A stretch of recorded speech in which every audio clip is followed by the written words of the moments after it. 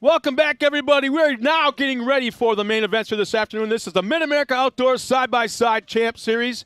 Had great heat racing this morning. The action was just pretty stable, but then as the races went on this morning, it got a little bit more intense as the time went on. But right now, the guys are back in the pits, getting things squared away. They did a quick turnaround. Now they're back at the line as we get ready for this afternoon's nothing but main events from this point on. It's kind of cool. I look down at our screen, and I see Robert Warren and Bob Dink Heinzman that has checked in. They're watching us as well as about 25 other people as of right now. But in just a moment, we'll be joined with Pam Hall once again to finish out the afternoon. Again, this is round one on the Mid-America Side-by-Side Championship Series. A lot of things are going on. In fact, in the meantime, I'm not exactly sure we are on the lineups. It looks like they're almost ready to go. And here's the fun part. If you watched this morning, you saw multiple classes. And within those specific classes, you saw what we call Division I, Division II, Division III, and that was a separation. Same classes, but it was row 1 would go out first. That's Division I. Row 2 would go out second. That was Division II, and so on and so forth. But from this point on, this afternoon, they're all starting side by side. One green flag into turn 1. Whole shot awards, money, cash will be handed out, and that's the interesting part. They'll take that green flag, and where this camera is placed is not a drone, it's not in a tree, it's at the top of the hill of where they're racing to. They'll do a tight left-hand turn, 180, coming out of the corner in a very, very tight left-hander, coming down the hill, and about halfway down the hill is when they'll cross the line, and it will be the whole shot award. Cash will be handed out tonight at the awards ceremony. So a lot of guys will be aiming for that. That's one of the things they're going for. They are racing for $375,000 in total cash payouts in 2022. That has raised the eyebrow of a lot of racers out here this weekend, and it's got a lot of people talking. Again, we are in Jay, Oklahoma, home of Mid-America Outdoors, and there's all kinds of things going on here this afternoon. Not only do we have short course racing going on, but we got people here camping that have brought their own campers in. We got full hookups, hundreds and hundreds of cement pad campsites with full hookups, tent camping, cabins for rent. So they're here out trail riding, and there's a race going on at the same time. So there's all kinds of action going on. Go to the website, midamericaoutdoors.com, and just get an idea of what this facility is all about. It is so beautiful here. You're not going to believe it if you've never been here before. Some of the biggest name in side-by-side UTV racing, whether it be desert, King of the Hammers, or short course, they are all here.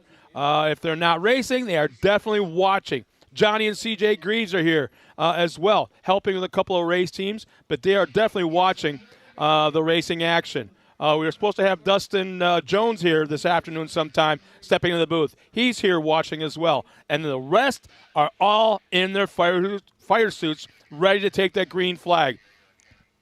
The first race at the line here this morning will be Expert Turbo. We started this morning with the 170s and all the different 170 classes, but today, this afternoon, in the main events, we're starting with Expert Turbo. We're going to start right at the top of the list. And once again, being joined by Pam. Pam, take your time, relax, have a little. We've been up here since, about 8:30 this morning. And so without a break, here's the best part. We are about ready to see a whole lot of very, very cool racing. We still see a couple of course workers right there at the starting line. Now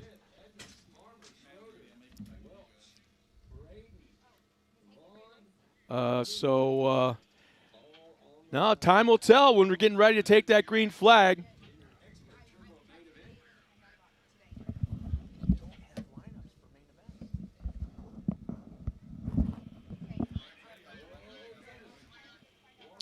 She's.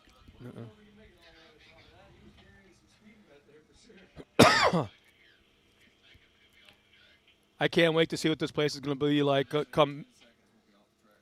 Okay. We don't have lineups up here, man. All we have is what we had from this morning, and that's completely different. So let's see how many rows deep. I want to say it's about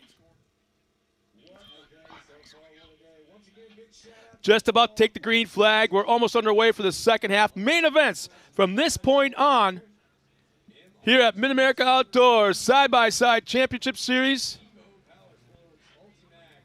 Everybody's chasing $375,000. We're underway. Green flag is out. Here we go. They're all taking the green flag. Up to the top of the hill. Tight, tight left-hand turn. The whole shot.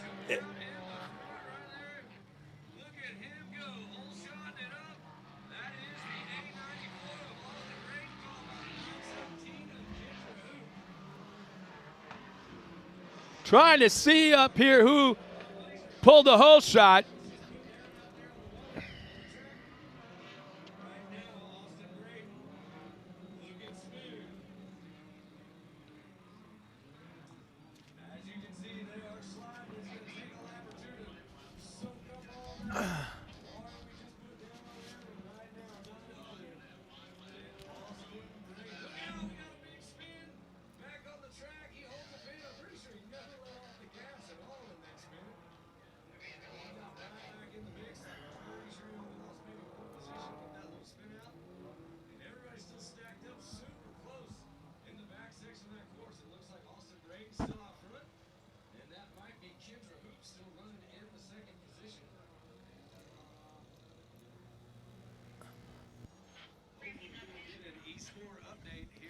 So our top four cars are slowly pulling away from the rest of the field as they come down the hill in the back section.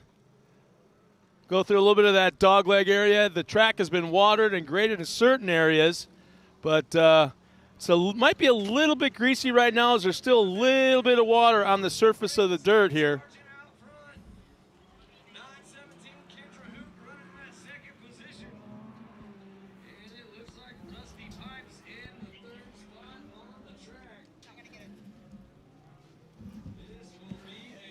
You gotta help me out.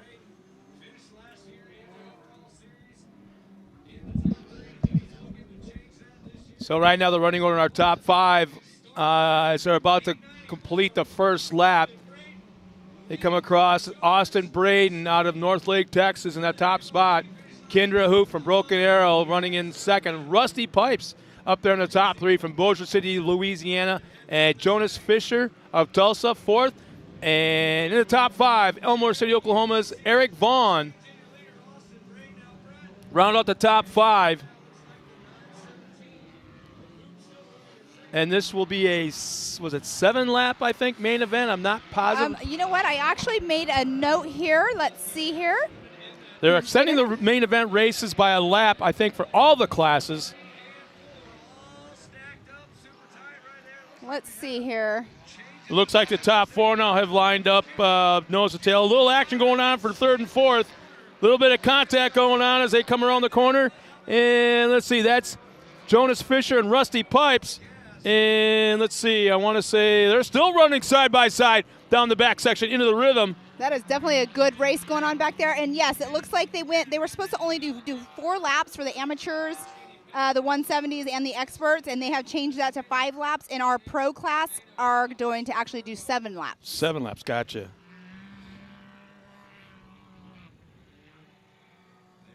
So I just love these Land Rush starts yes. when we're all organized and ready to go. Everybody hits the hill. Everybody goes up to the left. And I just love seeing this. I love the fact that there's a whole shot award for every race. That is neat. And that is HMF Whole Shot Award, which is super exciting. And then we also have, when the expert non-aspirate or NA class comes out, Raceline is going to be giving away a set of wheels to the winner of that race. Yeah, our top 4 right now have really stretched out. There's a pretty sizable gap now between all of our drivers, top 4 drivers. Looks like Ian Lane is now running the top spot. Donovan Willis in second. Rusty Pipes still maintains the top spot in the 3rd position. Jonas Fisher and Austin Braden. That was an awesome running a top shot. 5. You were reading that off, and I was watching the live show up here on the screen, and the drone just had an amazing shot going over where the Raceline Wheels arch is at. So, Michelle Benton, we got to apologize. Things happen really, really fast. We're waiting for our lineups to come down from timing and scoring. And the track crew did such a great job on. They watered quick. Yeah, really, really fast. I mean, I literally went to go get something to eat really fast, and I came back, and you were already back on. I'm like, oh. Yeah, it happened really, really quick. So we apologize. We weren't able to get up the driver intros, but hopefully we'll catch up for you later as the time goes on. But right now, it looks like everybody's stretched out. Probably about a second and a half gap between every single car on the course.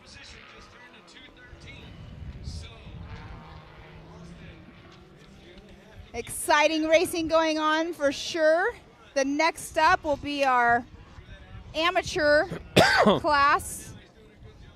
Fastest lap of the race right now was 2:13. I missed who had ran it. It said 2:15 actually. Right here, there's a neat little scroll tab right here that tells us what race is up next. The best lap time, 2:21. Well, it's a little different for each. It shows different drivers, but there was a 2:13 that's showing up on here a lap ago. Yeah, so we're all on lap number 2 right now, and Ian Lane is like falling way back. Something has happened. We haven't seen him anywhere on the course. And Eric Vaughn is in that number 1 spot. So he's moved right up. Yeah, Jeremy Farmer's moved up. Kendra Hoop is moved up, and Christopher Smith and Donovan Willis. Austin Braden's fallen back. Mm-hmm. Some Rusty Pipes. There something must have happened between Ian Lane and Rusty Pipes because they were running the top 3 on the last lap, and we happened to miss it. Well, but and back behind us, you can't see it on camera right now, but there is a racer off to the side over there. And there's another one stopped down there right before the rhythm section as well. And we have one on the hill just before. So quite a few little. You know, they always say, oh, that course looks fun and easy. These courses, as easy as they might look, they're not that easy on these race cars. Yeah, when we start talking about some of the modifications these guys do, basically takes away the reliability of a lot of these machines. And you wouldn't think that, but that's just the way it is. The added speeds, the added horsepower, hard on the drivetrain, the suspension. And I don't understand how this works in short course. I don't understand how this happens. But obviously when they start tight together, and then about midpoint, all of a sudden, next thing you know, there's like seconds, 3, 4, 5 seconds between every single car. And then with like a lap or 2 to go, why did all of a sudden they come back together and they're running nose to tail? It's kind of interesting to see that. I just got word that we're going to be getting our lineups. That'll be exciting to have. So the watering the track definitely made it look a lot nicer out there. Not having the dust cloud. When you have a drone now and we see those drone shots, you'll be able to see where the lines are easier for the racing. Exactly. Where the actual track is. And here we go. We talked about how there was a separation of 3, 4, 5 seconds between every single car, and as the race goes on, they start to come back together again. Here they come. They start to come back together again. Somebody was off the side just now and came back on track. We'll be entering in. We'll be beginning lap number 4 this time by. They're so quick. These lap times are super quick.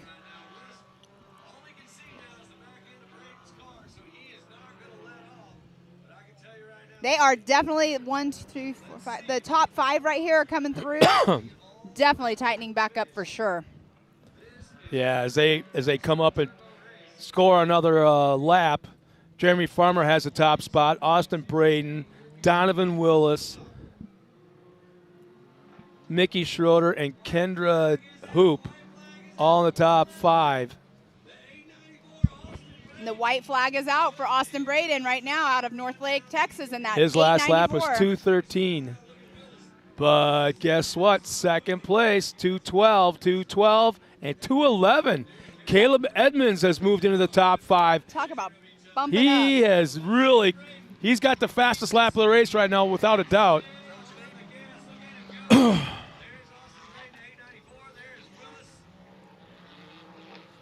All right, we have our lineup in front of us for the So rest you have of the day. Fourth place car's got the fastest lap, and he's all over the back bumper of our third-place car, Mickey Schroeder.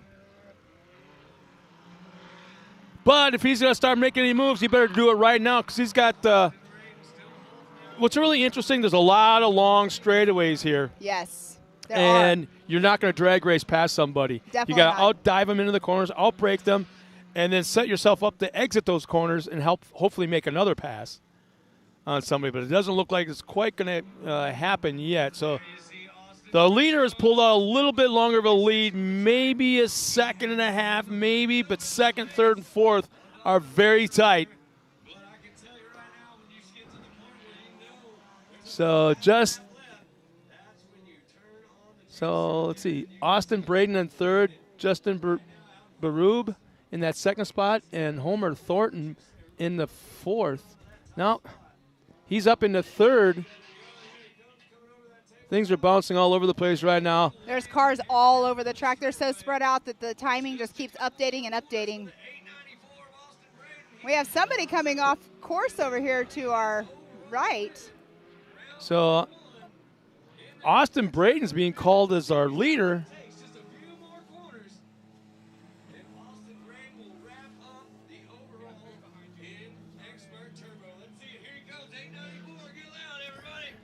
Coming up around the corner. And then the 444.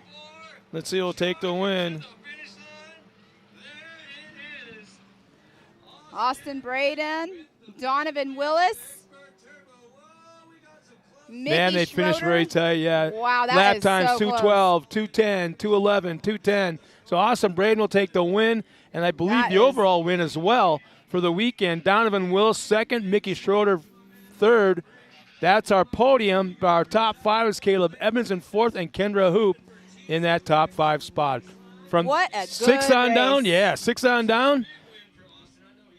Let's see. And who got the whole shot? Do we know who got the whole shot? Jonas Fisher in that sixth spot. Homer Thornton. No, Homer Thornton's dropped back another spot.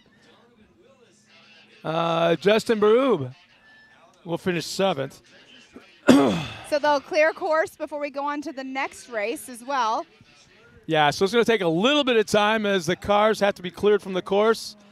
Final check on course conditions, and then we're going right away into our next race, which is what, Pam?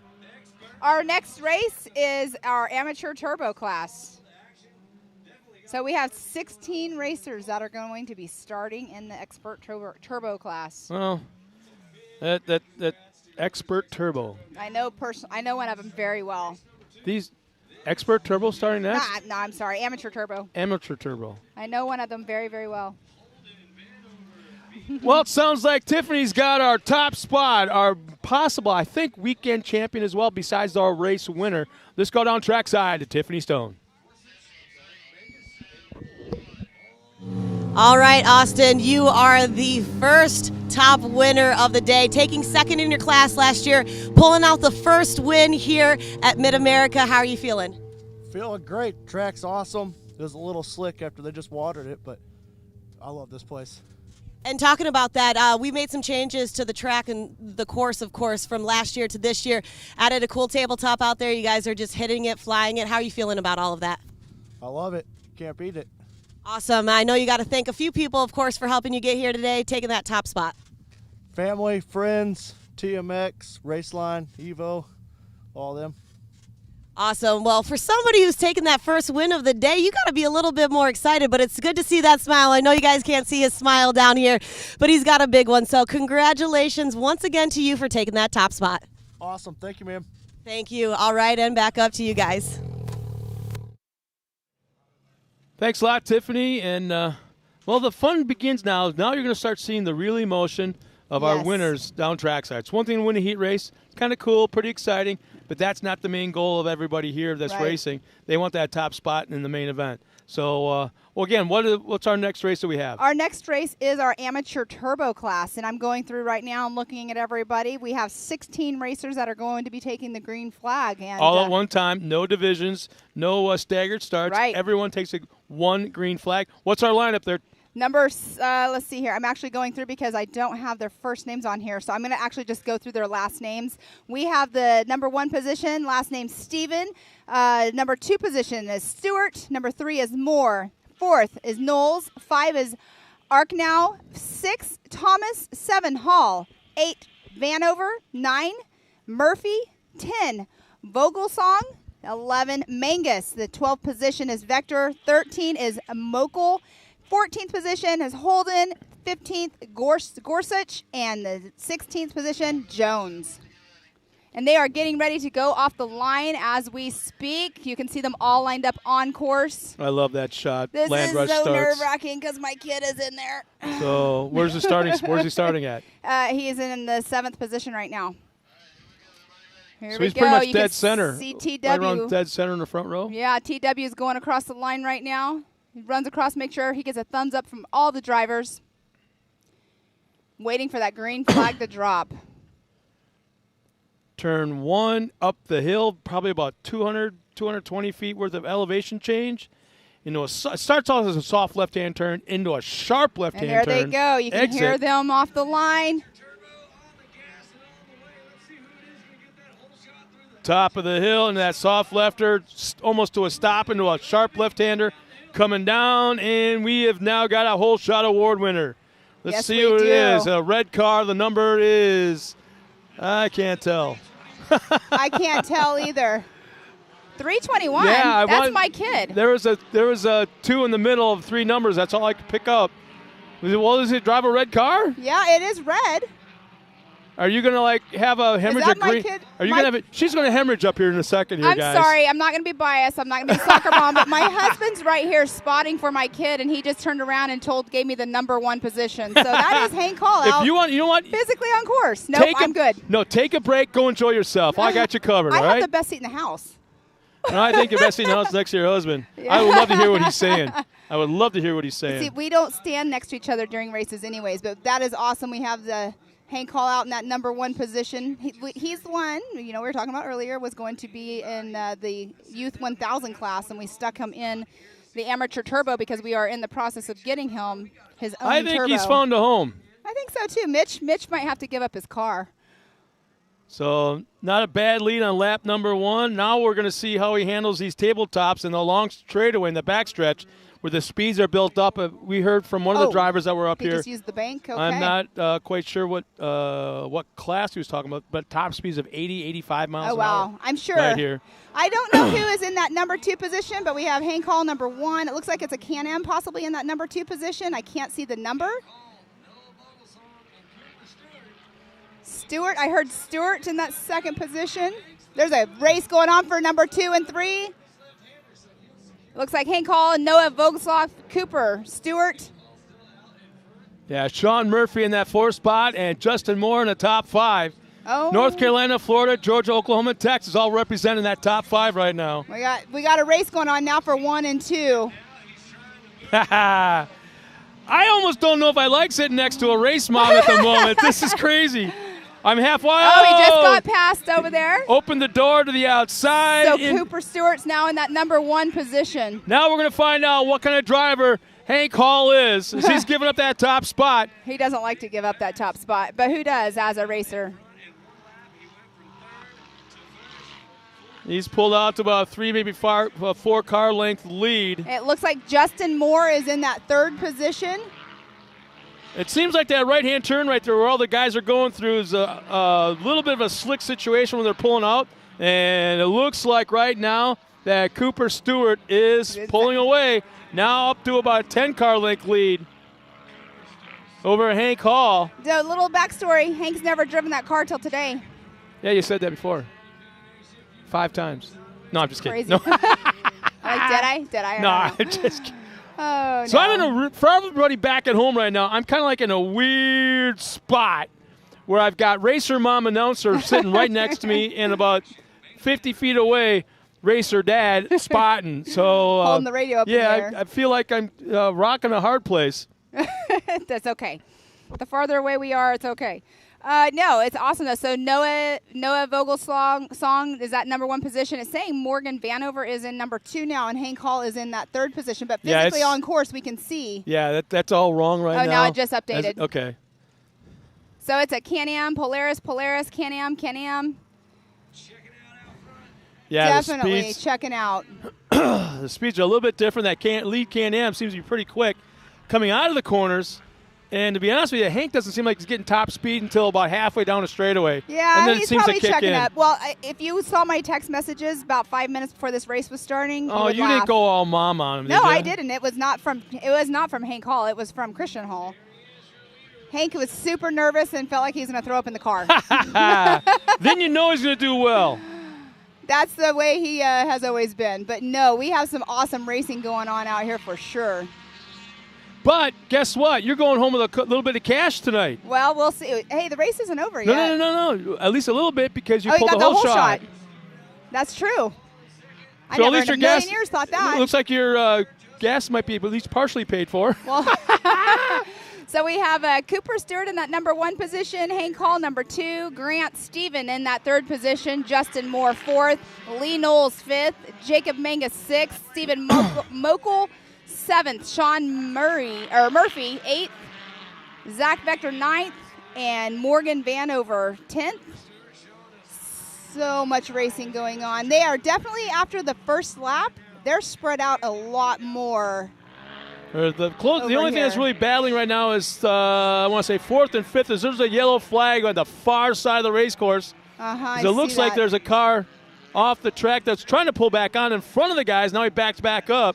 But the yellow zone is out, so again, there's a speed limit and no passing under the yellow flag until they clear the incident and they're back underway. Yes, they Hank have seems to to be pulling away from 3rd place right now. So let's see. So we definitely have, what they do is they do have local cautions. They have local cautions, and then they have full course cautions. We have not had any full course cautions today. But the locals, as soon as they see that local caution, they slow up, and then they are able to go ahead and get past that. Then they can go back to full race speed. So Morgan Vanover is what it's showing in that number 1 position, but we know that it's not because we know Nogo Vogelsong took that top position earlier. Nice job off that tabletop by Hank Hall. 3rd place as well. That 3rd place should be Justin Moore, so Yeah, now it's right on timing and scoring. Cooper Yes. Stewart up front, Hank Hall in 2nd, Justin Moore in 3rd, Lee Knowles 4th, and Jacob Mangus in that top 5 position. But right now, it's pretty well spread out, evenly matched or evenly gapped between Cooper Stewart and Hank Hall and Justin Moore. you know what? It looked like Grant Stephen is behind Hank. I thought I saw the 261. Ooh, it's a Can-Am too, if that's what he's driving. Can-Am right now running in that 3rd spot. Looks like a little bit of ground's being made up. You know, that right there, that downhill where they go into the right is such an off-camber, like I was saying earlier, and then they go directly into a jump. But that number 1 position right now of Cooper Stewart is definitely taking off, and No. he has a huge gap.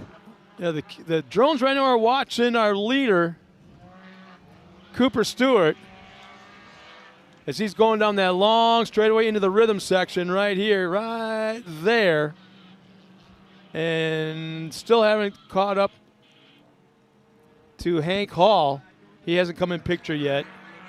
Yeah, there's definitely quite a gap there for sure. There's Hank Hall. And he's got a pretty sizable lead over 3rd as well. So they're doing a total of 5 laps. They are currently on their 3rd lap, getting ready to come in and complete. Yeah, it'll be you lap see that number little 4. jump over right there, that car that's on camera, Cooper Stewart. There's a couple little areas where there's a little bit of a creek crossing, and they stay on it and they just jump over it. Otherwise, it will. If you're going slow, it'll kick your back end up just a little bit. You can see there's. Do you know Emily Truitt? Somebody's Emily cheering. Truitt? Yes, that is Yeah. Colin Truitt's sister-in-law. She's all about Hank right Oh now. yeah. Well, Hank is driving her father-in-law's car. That's who Emily. There's a shot of our leader.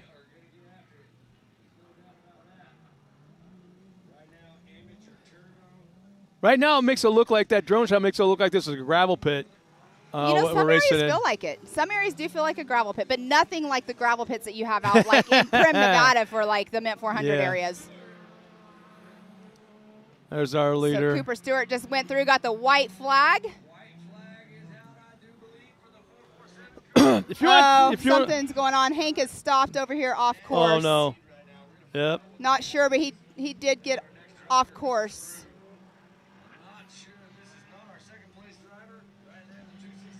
Not sure what happened, but he is definitely off course over there. So we have on course, we have first place Cooper Stewart in that number 1, Zach Vector number 2. Actually, nope, Jake and Mangus just came into that second position. So when we say what's going on course, we're actually reading off of our laptop. Yes. The timing and scoring, so it's constantly changing. Yes. But we can see over our shoulders visually what the running order is. Exactly. And sometimes it doesn't match up with what we're seeing on the screen. So we Right. apologize for that. We're trying to keep everybody as updated as fast as we can with what's going on in the course as well. Exactly.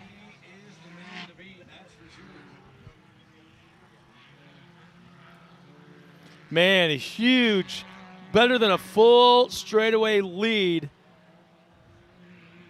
The belt, I think it's the belt broke on Hank Hall's car. Is what if I can read the sign language correctly from my husband over there. Unfortunate, these all of them are all belt-driven vehicles, and it can happen at any point and any time. The turbos, they pull so much power on those belts as well. So we know Cooper Stewart has the lead, and a very, very, very sizable one at that, even though our time and scoring laptop is not telling us that. It's just bouncing back and forth here, but definitely good racing going on out there. This is the amateur class, the amateur turbo class. Yeah, I think your kid's found his home. Don't put him in that youth 1000 thing. Oh, he won't. We won't. Yeah. Don't do that. that. Class is already not happening. Mommy's decided. No, I didn't decide. Other people decided for us. But no, we're in the process of getting him a race car. It's just on the West Coast. And here comes our leader. Around one more turn down the front straightaway in front of the crowd here. All by himself. And he's getting that checkered flag. Mr. Cooper Stewart just took that number 1 spot. And we don't even hear any other cars. He has such a huge lead. No, he has such a huge lead, yes. We're talking, okay, is this still March? Yes. Yeah. March 19th, I think, is today. No, he has such a huge Oh.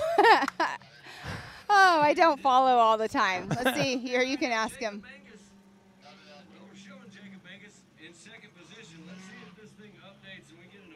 All right, we have Christian over here. Did he break a belt, Christian? Oh, we're not sure what happened.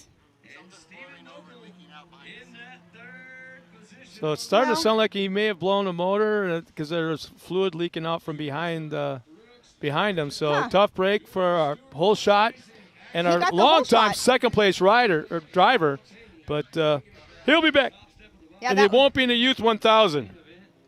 It's No. going to be Well, Cooper Stewart, congratulations on that win. They still do have to go through tech. So even though they have finished 1, 2, 3. And they'll go through tech. They'll hit the scales first, then Yes. come back and down the top 3, or the winner will come down and talk to Tiffany Stone. Exactly. And everybody else goes up, gets scaled, and then go right into tech inspection, Yes. post-race tech. And then tonight at 6 o'clock, well, we're a little behind right at this moment, so we're supposed to at 6 o'clock be doing all of our podiums for all of the winners today, 1, 2, and 3, and then there's going to be a band as well later. So it's the evening is definitely not over.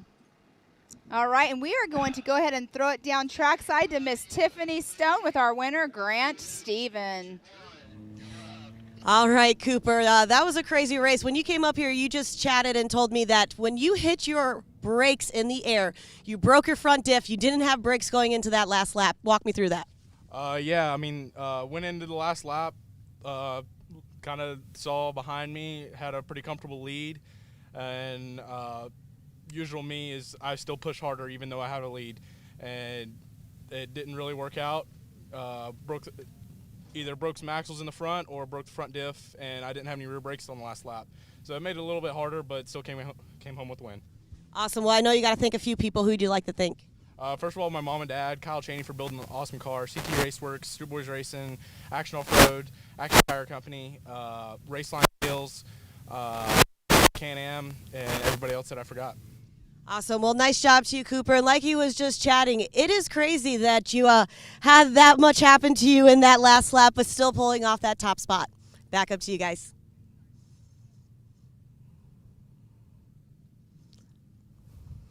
Perfect. I hope I'm clear. Appreciate it. You're welcome. Thanks a lot, Tiffany. And well, you now know, everybody at home, you now know what Pam Hall's having for lunch. I'm having cheese fries from the food truck.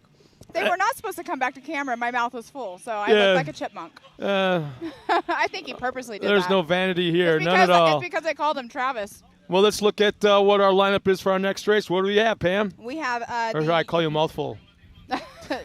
you call me, what is it, Alvin, Simon, or Theodore? Yeah. Chipmunk mouth. We have our 170 limited race, our 9 through 12 age group.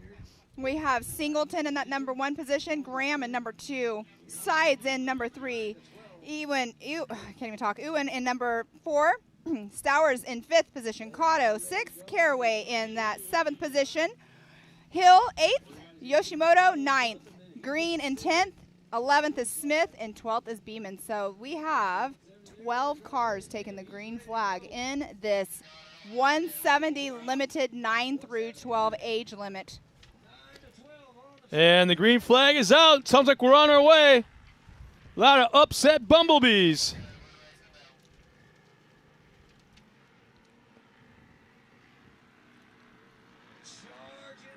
All right, let's see who gets that number 1 position as soon as our timing gets all updated. Thank you.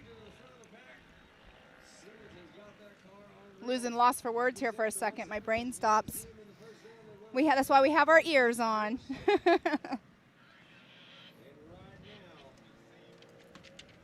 So before our timing comes up, we do have some sponsors to thank here. I'll get my notes up. We do have Nitto, MRT Tires, 360 Wraps, Raceline Wheels, Ultimax, Gates, Maxxis, HMF, Super ATV, Oklahoma Ford Association, and Hamel Metals. And then today, HMF is giving a whole shot award to anybody who gets that whole shot.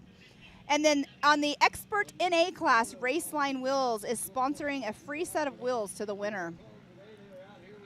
That is super, super cool because Raceline Wheels, I actually personally run Raceline Wheels myself. We have them on all of our vehicles.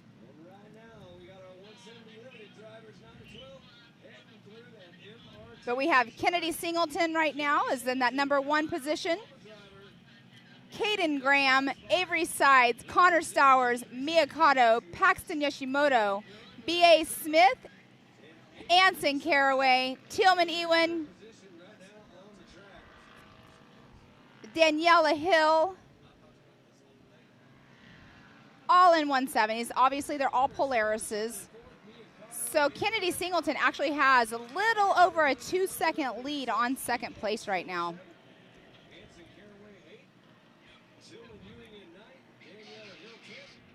So I stopped at Daniela Green, then we have Daniela Hill, and then we have Michael Green in that 11th position. Kennedy Singleton is definitely already creating quite the gap between her and second place.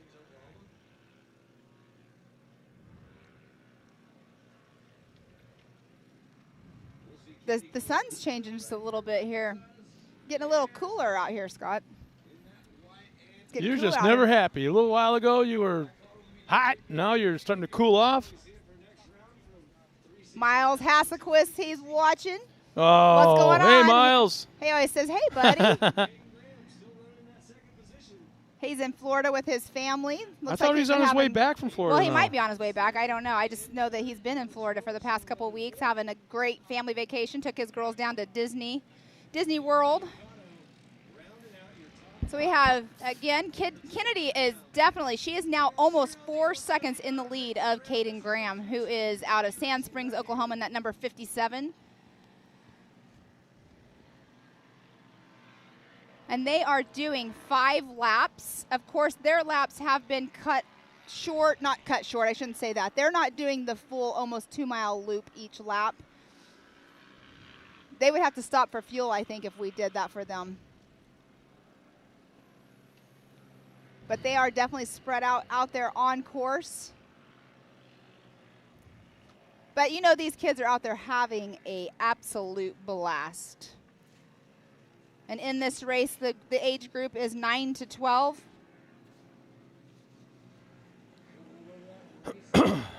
So we have the 9 to 12s right now. Next up will be our 6 to 8 170 limited class.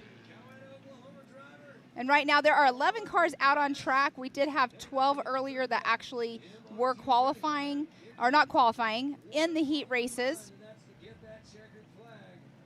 So it looks like we just had one not start. Caden Graham. Kennedy Singleton has now created almost a 6-second lead just within one lap. She has brought it up. It's, oh my gosh, I cannot believe almost 6 seconds. And then we have it's 0.164 between second and third. And then Connor Stowers is 0.41 from third place. Yes, we have second, third, and fourth on screen right now. So that is Caden Graham, Avery Sides, and Connor Stowers. Those three are definitely, sticking their pace. The cars are normally all the same speeds. It just all goes by driving skill at this point with this class. They all have the same horsepower. Setup is different. But we have Kennedy Singleton coming around on lap 3, so let's see what the gap will be now between Kennedy and Caden. And this is the future of our sport right here. So their lap is shorter compared to our larger classes. Their lap times are at a 1:23.418 is what Kennedy just laid down. And now there is a 7-second gap between first and second. So Caden Graham in that second position. So there's between second, third, and fourth. They are definitely battling it out for second, third, and fourth. We have somebody that just went, third place went sideways. So now they're going to have to get back in line. A lot of Avery fans out there right now. A lot of them. Yep, including online. Grandma's pulling for you. Marky Hutchison checks in. But I love this. I love this aerial shot right now. It is awesome. That is second, third, and fourth that we are seeing on screen right now. Second, third, fourth is Caden Graham, Avery Sides, and Connor Stowers. Kennedy Singleton has over a 7-second lead from second place. Yeah, and that I just can't get over how the gap is so tight between third and fourth, 0.2 of a second, and from fourth to fifth is half a second. So Kennedy Singleton just took the checkers. We've got a winner. Winner, winner, chicken dinner. She's buying with her winnings tonight. Yeah. Mom and Dad get a half a tank of gas. Now to go through tech, pass tech inspection, and get everything all, dot their I's and cross their T's. They got to make sure everything is all legit. They do that in every single class. So one of my good friends on the racing circuit, Robert Warren, from Australia, brought his entire family up here. I want to say they're here for damn near 2 years now. Wow. Trying to get home at one point, and it's like, they were kind of hung up here because of COVID. Right. COVID started coming down here, but they couldn't get back home. They would have been quarantined for something crazy like 6 months. Well, then what the hell's the point of going home? Right. They couldn't actually get home. That's not good. They were quarantined once they landed, and then once they got home, they had to go through another 3-month quarantine or something like that. 3 months. So why 3 months? It was something like that. It was really crazy, and I'm like, dude, you're in a place you like. Kids are having a great time. Yeah. Extend your visa. Right. Go to work here. Get a work visa. Keep yourself here longer. So nice lap time by Kennedy Singleton. Nice job taking that top spot. And in a moment, we'll send it down to Tiffany Stone. So we have the one. So let's she go kept through. going, no? Let's go through. Oh, Okay. I mean, if you just win a race, you're so excited. Well, I told you earlier one of the most dangerous jobs in all of short course off-road is a corner flagger for the 170s. Oh, goodness gracious. Okay, so let's go through our finishers right now. We have Kennedy Singleton in that number 1 spot by 9.5 seconds. Then you have Caden Graham, Avery Sides in that number 3 spot, Connor Stowers in 4th, Mia Cotto 5th, Tillman Ewan 6th position, B.A. Smith 7th, Daniela Hill 8th, Paxton Yoshimoto 9th, Michael Green in 10th position. So it looks like Anson Caraway is the only one who did not complete all 5 laps of that race. But you know that those kids, no matter where they finish, they have a smile on their face. And we have our next lineup coming up, which will be our 170, our 170 6 through 8 class. That is next up on the line. We have 10 racers that are actually taking off the line. We have, sorry, I'm going to tell you this again, but we're going to have just the last name. St. Peter, you can see TW going across there. Mr. Todd making sure he's getting a thumbs up from all the kids, ready to go. Having a blast. This is our 6 to 8-year-olds racing. And they are off the line. Easy, come on back. There we go. Everyone's going off the line at the same time. No divisions, no staggered start. And Dexter Warner's now checked in. This is his class. He should be out there right now running Dex. Great shot. Up over that little bit of an upper hill knoll. Yeah, Dexter's going on. Come on, Cam Ledbetter. So whenever this updates, we'll give you guys a lineup of their names. Man, look at the gap already formed between second and third. Seat time, seat time, seat time.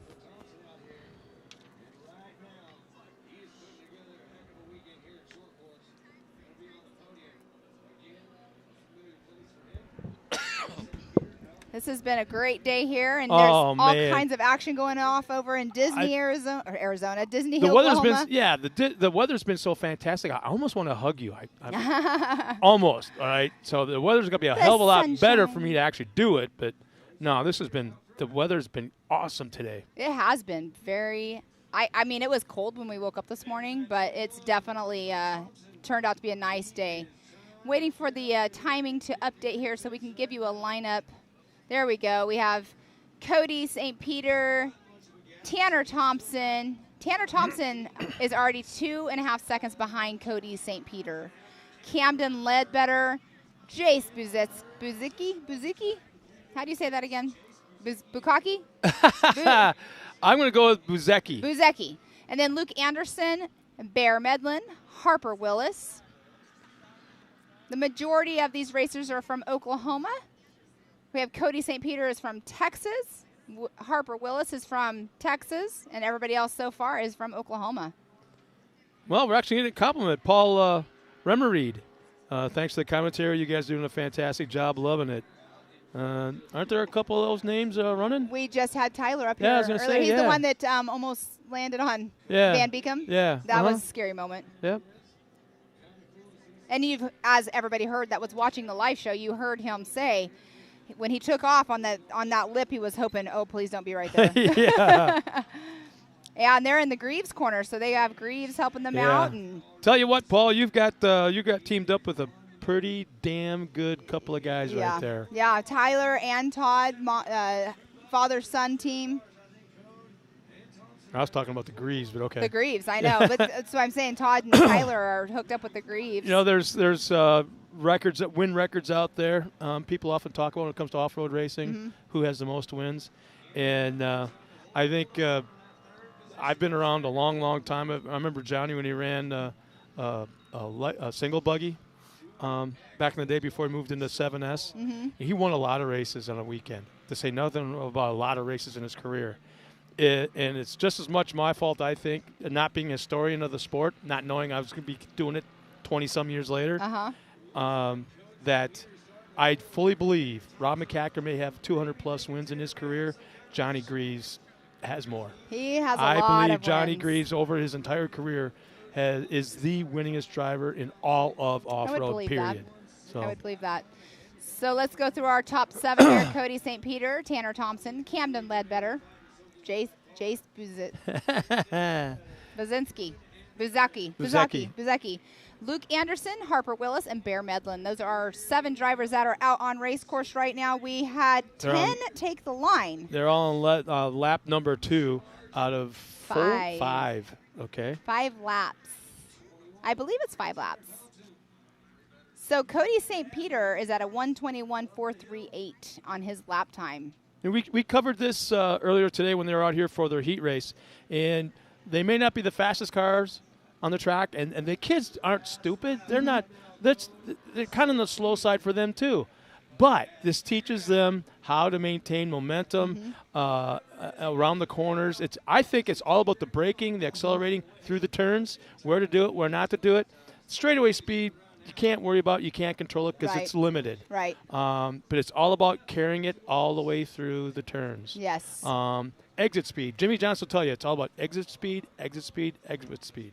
You got to know when, like if you do lift Yeah. in the corners, you got to know when to gas it to get Yeah. get that back end around enough to set you up to get back on that straightaway. And as this well. will carry through to the classes Yes. as they move through the divisions. We've seen so many, like you were saying earlier, so many drivers that have started in the off-road world with trophy carts, not per se the 170s, but like you were saying, Sheldon Creed. Look at Sheldon Creed. Yeah. I mean, like you're saying, Haley Craftsman, Deegan. or not Craftsman, what is it now? Camping World Truck Series champion. Yes, 2021. Zane I think. Smith. Yeah, Zane Smith almost won the truck championship last year. Came Lots of very, very off-road. close. Well, he was out. He had the lead going in, 2 points lead going into the last race of the year. He's a trophy card kid. White flag is out as Cody St. Peter goes by. Our leader, Tanner Thompson, running in second. Camden Ledbetter. But yeah, to reiterate that, it's I pinch myself sometimes because it was me and one other guy that were beating on Jim Baldwin back in the day of championship off-road racing. It was like a 3-month ordeal of getting the owner of Core at the time to consider trophy carts to bring him into the series because we really put a sell job on him. Yeah. And finally, after bringing a cart to the office 3 times, finally he saw it the 3rd time and just signed off on it. Huh. The first race, I think we had 5 or 7 carts, like I told you Okay. earlier. Something like, I want to say 7. There was like 8 orders that afternoon. Oh, my gosh. And all of a sudden, we started growing. And I remember the last race at Chula Vista that we had at the quarry, we had to create a trophy cart only pits. There he goes. He's super excited. Now, I wonder if he's on the upper side of the age 8 or if he's on that lower of the 6th. And age there group. it is. He takes the win. Cody St. Peter out of Whitney, Texas will take the top spot.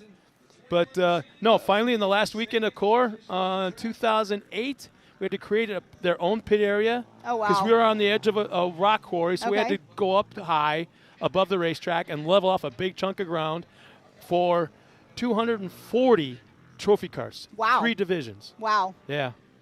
That's pretty amazing. Pretty amazing.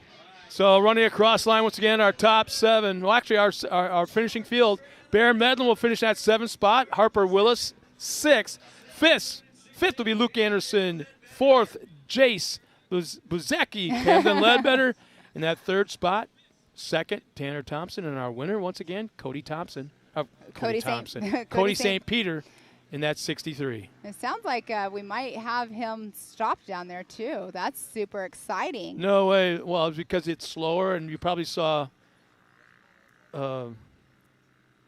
Tiffany Stone jump on the cart as drove by. Stop. Stop in front of me.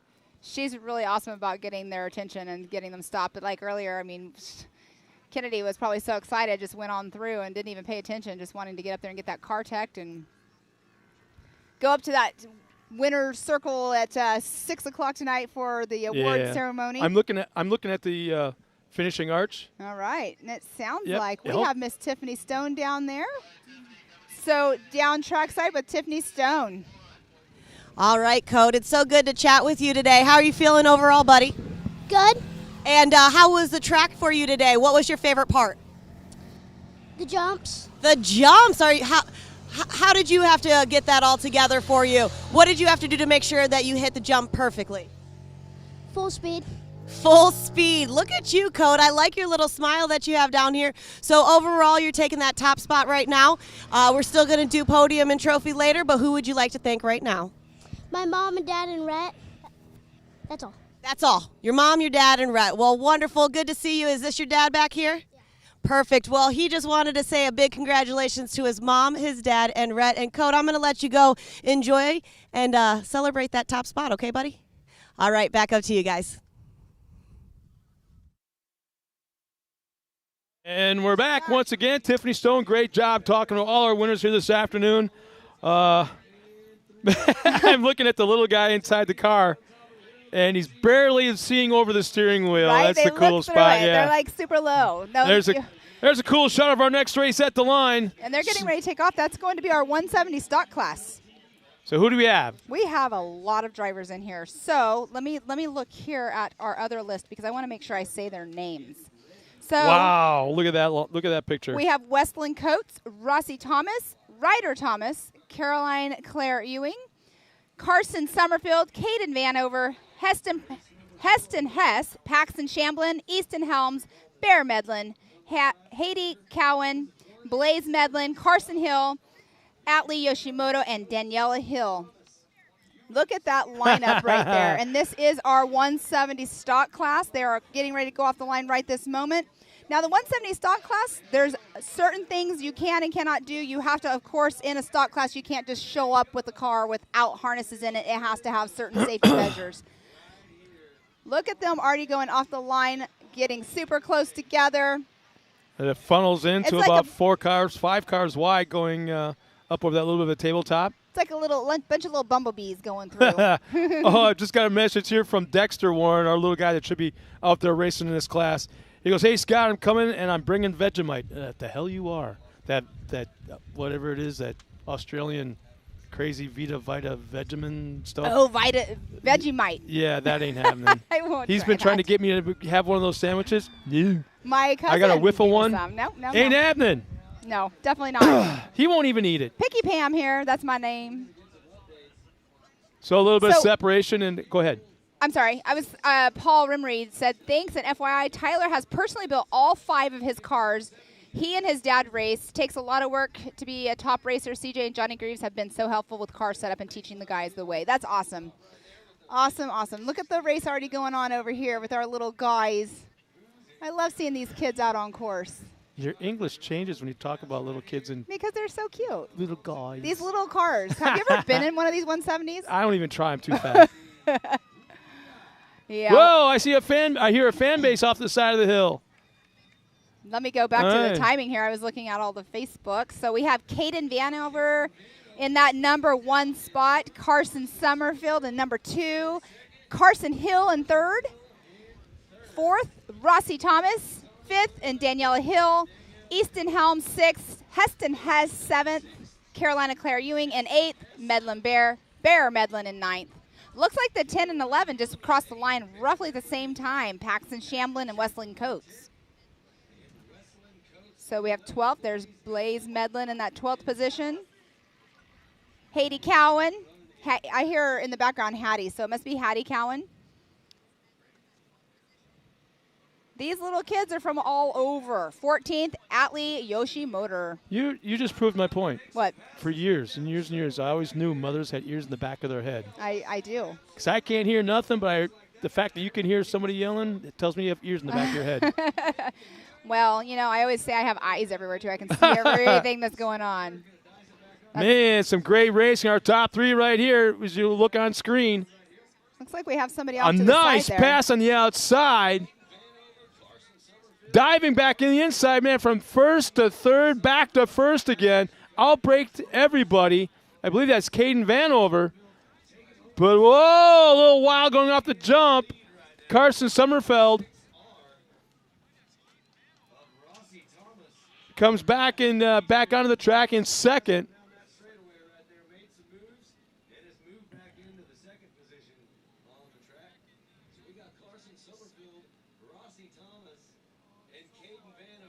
So Summerfield look at has the that. top spot. Thomas in that second, and Vanover third. Carson Hill and Danielle Hill running fourth and fifth. I always found that a weird dynamic. Brothers and sisters or brothers racing each other. What actually is going through their head when they come up onto each other? Is there a little bit of leaning? Do I Well- avoid off to the side? I know it all depends on probably the mood of the day. Move of the day and how competitive they are against each other. I mean, Yeah. if you come from a competitive family, you're not gonna wreck your sibling, but you are definitely going to not let up. I mean, well, we have a great example. We have a great example, with all the Gomez brothers, all Yeah. of them. I mean, yeah, that's a whole nother ballgame. We'll be talking about that at a later date, I'm Yeah, sure. definitely. When you get a chance to meet them. Let's put it this way. Well, I've met Great group of guys. Mm-hmm. Wonderful family. Unbelievable crew. But you're going to hear them before you ever see them. You're gonna No hear the matter- laughs. No matter where you are in the park or where you are in the racetrack, in the pits, you'll hear them before you see them. 100%. And if Miles is still watching, he can attest to that as well. 100%. But yeah, Carson Summerfield is still out in front Man, with a 2-second yeah. lead as of the last lap. So There's let's a- see how that goes for next. Oh, just Nice run crossed for the that line. You can hear the fan base over here. Yeah, that I can hear, yeah. Lap time of a 1:31. So 7-second lead between 1 and 2 position right now. Second position is Caden Vanover. Wow. Look at that battle for second. Nice job. And then second and third is a 3-second Is that what- lead. Oh, we got one car coming to a stop right here, just past the finish line arch. Uh-oh. Kind of coasted to a stop right in the middle of the track. Weren't able to quite tell who it was. Perfect.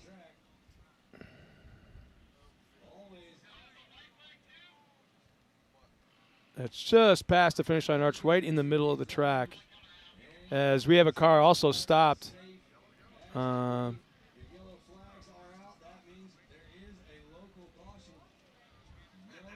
Just to the inside of that first left-hand turn. I guess that would be turn 1. No, it would be turn 1. I know we need to count the turns, but like you were saying, it might Ooh, change that was next race. looks like suspension issue in the left rear. So the left rear tire was pointing in the wrong direction, just past the start-finish line. Or I should say the finish line. And then we had another car stopped about 100 feet further down the track. But as we glance back up, everybody's on lap number 3. They have 2 more to go. Yeah. Sounds like Carson Summerfield's coming in for the white flag. The flag, though, here very shortly. I love hearing the parents and There's the that. moms in the background. I think that's one woman and it's one mom. Hey, I've been that mom. Yeah, I know. I just couldn't do it today. Yeah, you were ready to explode from the inside out. I was. I think I held it together very well. I tried like hell to You get tried you to up. get me to go away, but Yeah. I'm here for work. I Yes. know my kid's on the course, but I'm here for work. Work. So a little bit further back, we got a little racing action going on now between the 37 of Paxton Shamblin and I believe that's Blaze Medlin. Look at the difference in the time gap between Carson Summerfield and Caden Vanover, 1 and 2, 9.260. That's a huge gap with these little 170s. So the white flag should be going out this time by. Nice bit of speed by our leader heading down that backside. Now, Carson is in that white. I can't remember which car it is. They're all blue, yellow, and red.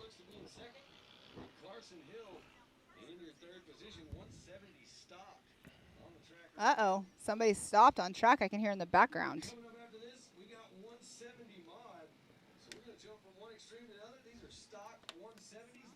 So this should be white flag, I believe, coming for Caden Vanover. I'm sorry, Carson Summerfeld. Well, I don't know what's correct. Is it the timing of scoring screen or? I'm going by I'm sorry, I'm not even reading. I'm not even looking at the screen. I'm going by the actual Oh, it's scoring. checkered flag. We're running, 5 laps. Yeah, So Carson Carson Summerfeld. Checkered flag. Caden Vanover will be second. Carson Hill will be in that final podium spot as Easton Helms, Heston Hess, and Bear Medlin will cross the line a little bit further down the line, as well as Caroline Claire Ewing, Daniela Hill, Paxton Shamblin, and our top 10, Westland Coates. That was a great little race.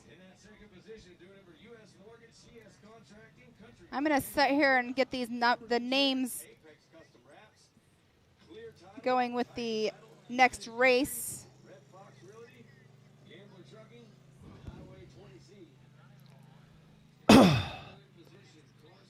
Our next race will be, what, 170 mods? 170 mods.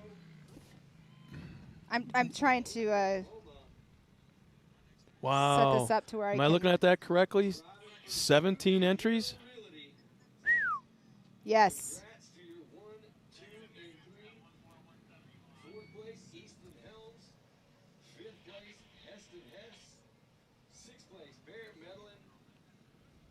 Thompson.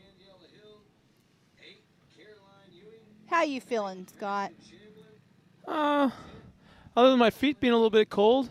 Um, All right, sounds like Tiffany tackled Carson Sommerfeld, held him down, and ready to interview him. Let's go down trackside to Tiffany Stone. Nice job, Carson. It's so good to chat with you again. Got a chance to chat with you earlier. How are you feeling, buddy? I'm feeling good. My dad said whenever I was winning, he said, let's go, baby. And whenever I got off the finish line, he said that. And then I just kept on coming up. I just kept on. I just didn't put my foot to the brake. I just let it off. And then I just hammered down again. So that's it. Awesome. Well, I know you got a few people who you'd like to thank today. I like everyone. I like it. I like racing. I like going. I like doing everything. And I love it. Awesome. Well, nice job, Carson. I'm going to let you get up there. We'll celebrate later today, okay? Good job, buddy. Back up to you guys. And once again, thank you to Tiffany Stone, who probably has the most fun job of this weekend out of all the broadcasters here, talking to the racers right off the course. Getting you to see on the screen right now, our lineup for our next race will be 170 mods. And just like Pam Hall said, whole different animal. whole different animal. Getting the lined motors, up. This is closely monitored by the tech officials. Right? Exactly. Cheaters, cheaters, cheaters, and I can guarantee you this, every single car in that line is cheating some way, shape, or Hey, form. there's always a gray area. Yeah. Okay, so in this 170 mod class, we do have 17 cars taking off the line. So we have Cody St. Peter, Cameron Gaines, Caden Graham, Kennedy Singleton, Lane Yeager, Riley Jones, Tanner Thompson, Waylon Coates, Briley Lutz, Avery Sides, Michael Green, Savannah Buzetsky, B.A. Smith, Bentley Fagan, Jace Buzetsky, Ledbetter, I can't remember, is it Cody Ledbetter? And then Maggie Flores. Those are the 17 cars getting ready to take off the line.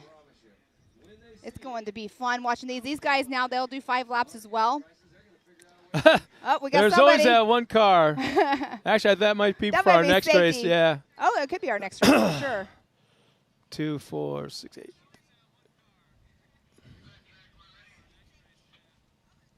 So it looks like 13 cars actually made the call and that are at the line. 13 cars made the line? Okay. All right. Look, sounds like we're getting ready to go live here in just a moment. They'll be coming across in front of the crowd on the hill here from their right to left and then head out onto the course. For just a moment, they're actually going opposite direction on the actual They race are. course and then They are. getting back on, yeah. Yeah. All right, they are off the line. We have our 170 modified class. This is race number 6 of the day. Bumblebees on steroids. Bumblebees Here they on come. steroids. There you go. These are the bumblebees. What Maybe are the they? other ones should be honeybees, and these are the bumblebees. Oh, they're bumblebees. As long as they're not hornets or killer bees. We have ground hornets in North Carolina, and they'll like nest in the ground, and they literally, if you're walking and you don't have shoes on and you step on one of those, they come up from the ground and get you. That would suck. Yeah, I don't like them. That's why I'm Wow, look at the lead already. Cody St. Peter is in that number 1 position, got the whole shot already. What? Probably 2 seconds in the lead. Yeah, picking up right where left off from the heat race. And that's the car that's super clean. Remember, I said, I wonder what they're spraying on that car. They got some magic shine or something. Here comes Brad walking up the hill over here, Mr.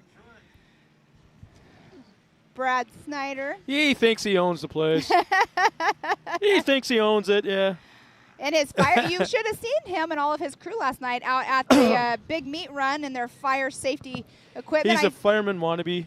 I didn't realize that they were firemen as well. Yeah. I learned something new last night. He owns it. Well, That's his fire department. Oh. Yeah. Oh, I had no clue. Yeah. I learned a I lot wanted just by to know- shutting up once in a while. I was so cold last night, and I can't remember which one I said it to you. I was like, how do I get one of those? I was a fire explorer in high school. I was freezing. I just needed some warm clothes. All right, so we have Cody St. Peter in that number 1 position, Caden Graham number 2, Kennedy Singleton 3rd, Riley Jones 4th, Lane Yeager 5th. Oh, so it sounds you like see what we've been saying, Cody St. Peter all day is actually code. Code. Oh, like So code. thank you for the So sorry. Lacey. Thank you for the information. Thank you, And we had Lacey no Tewksbury. idea. And I hope I just pronounced her name correctly. Tewksbury. I don't know. Lacey's racing. Lacey raced earlier. Code. I feel. I saw that it was Code, but I thought it was Cody. Code St. Peter, that number 1 position with a 1:12. That's the fastest. Well, of course they're in a mod, but that's the fastest lap time in the 170 Wow. class. The speed they're going as they come back past us, actually behind us. Well, okay, so 15 second lead between 1 and 2. Code St. Peter and then Caden Graham.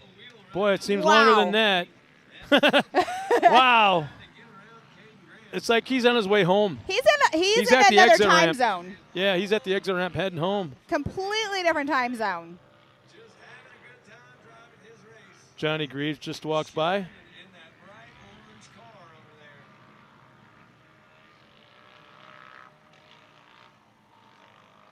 From second on back, they're all kind of stretched out a little bit, probably a second and a half between each one. Yeah. But talking about Code St. Peter in his own world, solar system, planet, whatever the hell you want to call it, he is all by himself.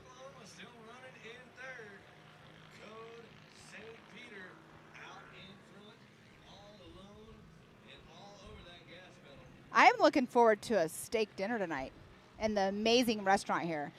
I'm not joking. Let's talk about this place for a minute. We got these kids. We've got these kids out on course. They're doing an amazing job.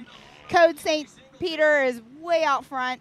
But we have food trucks here that are down here with French fries, hamburgers, whatever you want to get. And then the restaurant where you have the store where if you break a belt during your race earlier and you don't, or you're not your race, but your heat race, and you need one, you can go up to the store and buy one. They have mirrors. They have race gloves. I can't They think of have anything. everything. I can't think of anything they don't have except you can't buy a complete motor. You probably could if you went right to Jason and say, I'm in dire need. He'd probably pull one of the many side-by-sides that are here on site. But that's the only thing I can think of that you can't buy here. Right. Windshields, like you said, mirrors. Everything. Everything. Lights, sound systems, tires, wheels, shocks. And they may not have it in the store per se, which is you got the parts store off to one side. Then you got a little bit of a grocery store. Yes. Then there's the apparel shop, if you want to call it The that. apparel. I mean, you got tank tops, sweatshirts, T-shirts. Yeah. Everything. And then the restaurant. The restaurant. Which is not a normal race facility restaurant. No, it's not. It's like if you live in the other side of town, if you live across the street, if you live in the other county, this is a destination restaurant. Yeah, It's like for a sure. little log cabin. A little bit of a bar right there. Oh, did you have the ice cream yet? Yeah. No. It's like a 50-50 bar. My dears, in case my wife was watching. No, I didn't have any ice cream yet. I haven't had any this weekend, but I had some last weekend when I was here. But no, this is like a home away from home here. It's like just one big family. Well, we're on lap number 4. Not to stop your train of thought, I No. apologize, but Code St. Peter's Checked out. yeah. 23 Do I second, s- almost a 24-second I had to lead. make sure that it wasn't like 23 tenths of a second, and it's 23 seconds. Yes, I just actually We saw are- him come by the Raceline Wheels arch, and he actually was lapping cars. He's got nearly a half a lap lead Yes. on everybody. Very, very true. I mean, a lap time of a 1:12.369. Did that in lap number 2 of this race. Has the white flag, just took the checkered flag. Code St. Pierre just took that checkered flag. Now, again, they have to go through tech before we make everything official. Yeah. No, I wish we had like a GoPro or a drone that would follow these cars around Yeah, through tech and right. through scaling. Because this is where they get real touchy and real tricky. Yes. And you kind of need to know what you're looking for when it comes to these motors Yes. on these little ones. Because like I said earlier, every single car is cheating some way, shape, or form out there in this class. Right, You know right. it. If you're not cheating, you're not racing. Right. You know. Yeah. I don't mean that in a it's- bad way. I don't mean it. It's racing's racing. I admit I did some goofy things with our trophy cart when my stepson was racing. You know, everything on there is a sealed bearing. Everything was a sealed bearing. Well, there's a limit to how loose they can roll because it's a Yes. sealed bearing. Yeah. So I unsealed all of them, pulled the cover off of it. It was a kind of a pain in the butt, and I cleaned all the grease out of there, and I got a special kind of silicone that would lube it up, and I'd have it up in the jack stand, and those tires would spin forever. Uh-huh. So with only like 14 horsepower, That it- tire it rotation. was Yep. it spinned it really really easy compared to sealed bearings. Right. So it's little tiny things Well, the like other that. things too, like ceramic bearings. Well, We had this discussion the yeah, other day. yeah. I mean, there's certain little tiny tweaks you can do that it just depends on how much you want to put into a $5,000 car. You buy a $5,000 trophy cart or however much they cost, you can go put another 20 into it to make it a winner. I like wouldn't. A winning car. I wouldn't do But that. 5,000.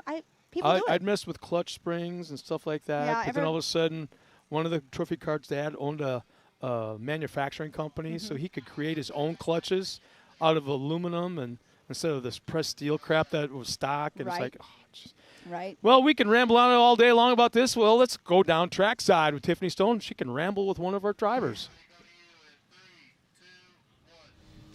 Code, you've done it again. It's so exciting. I wish that we could get a closer camera on your face because you have a huge smile. How are you feeling right now, buddy?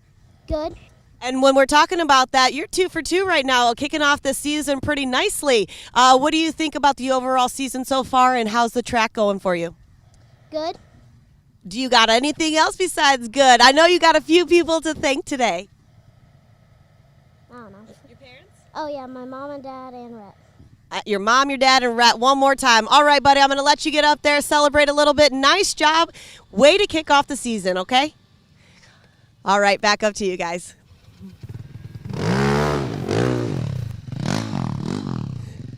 Thank you so much, Tiffany. And once again, great job down trackside. We're going to take a quick break, come back with more racing More action racing, from high right five. here at Mid-America Off-Road. We'll be right back.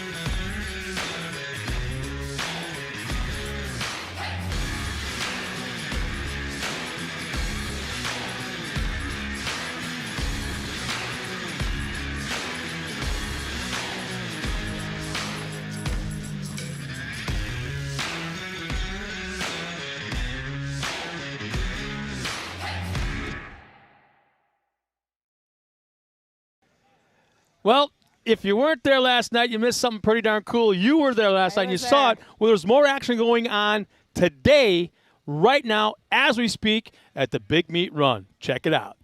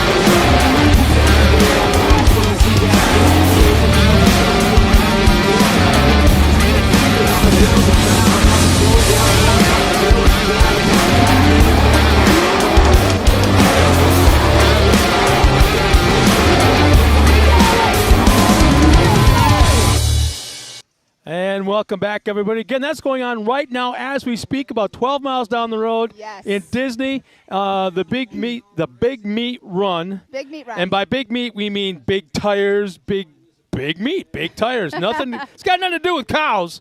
It's all about running cars over rocks and having a great time. We're right back here now at Mid-America we are. Off-Road, and we've got the next racing off the is line. our- There's our lineup. That is our expert NA class.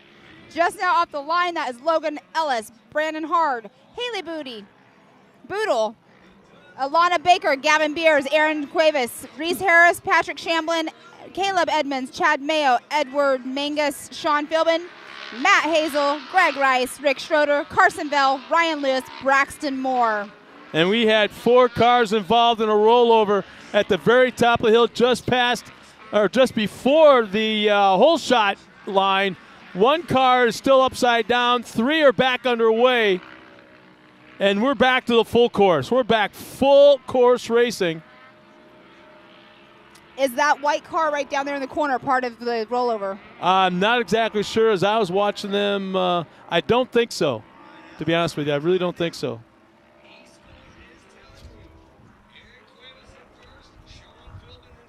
Aaron Cuevas in first. Yes, there we go. We got some lineups going on. Sean Philbin in number 2 position. Patrick Shamblin, Chad Mayo, Haley Boodle, Alana Baker, Gavin Beers, Rick Schroeder, Logan Ellis, Caleb Edmonds, Ryan Lewis, Reese Harris, Carson Bell, and Greg Rice. There are 14 cars that are on course right now. So they're pretty much all nose to tail right now, stretching out a little bit, getting the feel of the racetrack. Again, this place has changed since the heat race. Yes, it has. I went out here earlier this afternoon, I should say this morning. A little bit more drier, but look at the speeds that these guys are ready to pull out. Our leader, man, oh man, yeah, did that just right. If these guys can go fast enough where they can clear that tabletop and land in the downslope, and not like too early, they'll Right. kind of bounce off of it. Exactly. And you definitely don't want to, I call it a donkey kick. You definitely don't want that donkey kick because That would hurt. definitely would hurt. It hurts you, hurts the car. That's where you really want to make sure you have your suspension is set up and it's all set up key. Oh man, my wife is watching. Holy crap! Oh, hi, She's Jennifer. she's supposed to be on a cruise ship right now. Well, the cruise Just off ship the- probably has some kind Well, of Wi-Fi. off the coast of Mexico. I'm not exactly sure when she tuned in because it kind of fades off and disappears like that. So she might not be watching now, but I'm okay with that. There's a good shot of the hill. We're at the very top of the hill behind those buildings. We got Kimberly saying, Avery, to put the pedal to the metal. And Sandra Armstrong says that she's watching. Okay, I want everyone. We're All not. right. We're going to do it again. We're There not we going go. to. We're not going to announce or call you out until you tell us where you're There you go. tuned in from. That includes your wife. That includes my wife. I want to know where you're at. I can't have Well, my husband do see, that there's because he's here. There's an app on my cell phone. If her phone is on, I know exactly where she's at That's via creeper GPS. status. I got to show you that later. That's creeper status. Well, I'm just kidding. she creeps me out because I could be driving and she knows how fast I'm going and where I'm at, Oh. what direction I'm going in. Huh. Okay, so between 1 and 2, there is already a 2.35 second lead. Oh, and there we have a little update of Aaron Cuevas in that number 1 position. Man, it's just jumping all around because the cars are all over the race course already. Yeah, one car is slowing. I can't tell if it's actually coming to a stop or just, yeah. We have one car back in the pack that just pulled off the track and appears to be done. So unfortunate. I mean, you put so much hard work Yeah. into your race cars and then to have something happen, it's so frustrating Well, for everybody. I've got a little bit of experience in that area as well because I remember spending a ton of money on a trophy cart body. Oh, Beautiful gosh. black lacquer like this thick. Yeah, to make it hold Super together. shiny. No, it was super shiny like that thick. I had K1 Speed as a sponsor. I had huge K1 stickers on the side. Made it really look nice. Different body than anybody else was running. Different style body, completely different. Made everybody look, right? Uh-huh. K1 was there. So here I am debating. Do I put the body on for practice or I keep it off and save it for the race? And this was at Pomona when we dug a hole in the parking lot. Uh-huh. I don't know if you remember anything about that. At the Off-Road Expo, right? No. I don't remember then. This was a couple years ago. We dug a hole in the parking lot at Pomona, right off the Okay. side of the drag strip, the size of a football field. Oh, And then spread the dirt around, and we Okay. ran on pavement and dirt, and then jumped in the hole. Well, anyways, he goes out for practice with the body on. So they gave us good money. I want that people to see that logo as much as possible. So he's out there. The car looks unbelievable. So he jumps down into the hole, disappears for a second, One car comes jumping out. Another car comes jumping out. He never comes out. Uh-oh. Never comes out. Never comes out. Next thing you know, he's walking out. Oh, no. It was a beautiful thing. That is not good. Well, that's where you think, too, like when you, not with the side-by-side so much, but when you get into like the Pro 4s and Pro 2s, you are shock tuned for a certain way and weight on your vehicles. It's like, do you go out without your body on just because you don't want to get it dirty and have to clean it or mess it up? But yeah, so let's go through here. Our 1 through 3 is Sean Philbin, Aaron Cuevas, and Chad Mayo. 1, 2, and 3 right now. Everybody is on lap number 2. So it looks like we got Penny from Bristow, Oklahoma's checked in, as well as Natalie Robinson from Topeka, Kansas. So that's what we like to see. That's cool. I like that. And my wife is yet to check in from a Disney cruise off of Costa Mexico. Where did she go? They would to like from San Diego, Ensenada? just for like 3 nights. Yeah, down in Ensenada and back kind of thing. And they're just out there treating my 9-year-old granddaughter to her birthday cruise. Oh, fun. Yeah. Fun. Well, they're all wearing ears. And I'm not a cruise person. I'm good. If I'd go on another one, but if I never go on another one, I'm okay too. I've never been on one, and I don't. But have a if I go on one, I'm telling you, the daiquiris are damn good on the cruise. But the race is really heating up here up front. Yeah. Yeah, we have our top guys over here battling out, getting ready to go by the Raceline Wheels Arch. Rigid Industries, our 360 wraps, Nitto. Gavin Beers should be the car running up front, coming around the corner right in front of the crowd. We got a great battle for second place. They're side by side down the stretch, right in front of the crowd. Oh, we disappear on our sight just for a second. Oh man, that is a good race going on right there. 1, 2, and that was that 1 through 4 right there. Yeah. So that's Sean Philbin, Aaron Cuevas, Chad Mayo, Patrick Shamblin.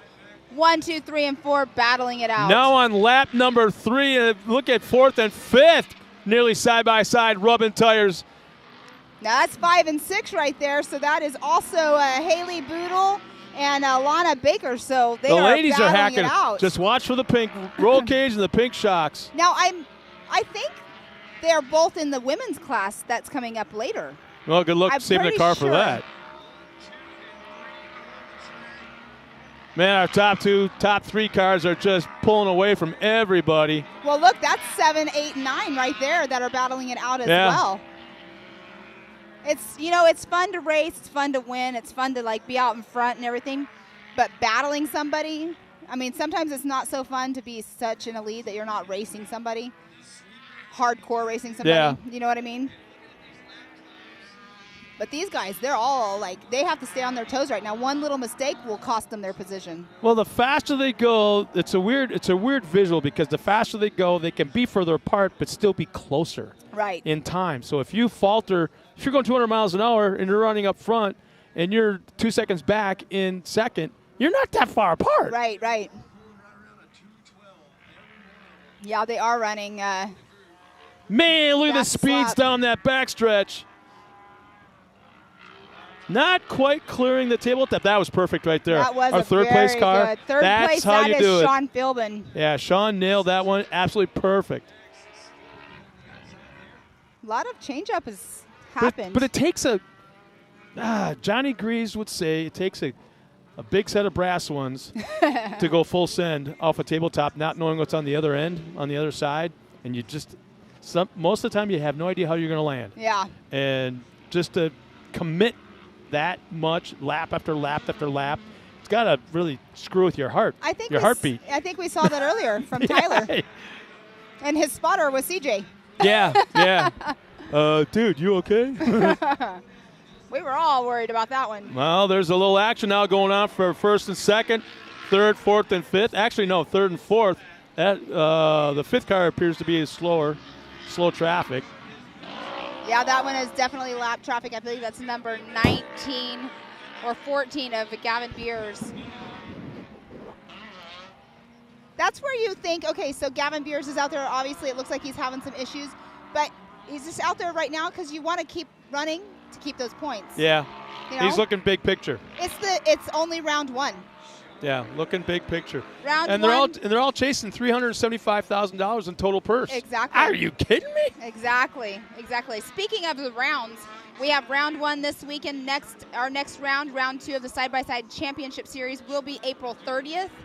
Then we have round 3, May 28th and 29th, which is Memorial Day weekend. Then round 4 is June 18th. Round 5 is the week of Visions, which is July 13th through the 17th.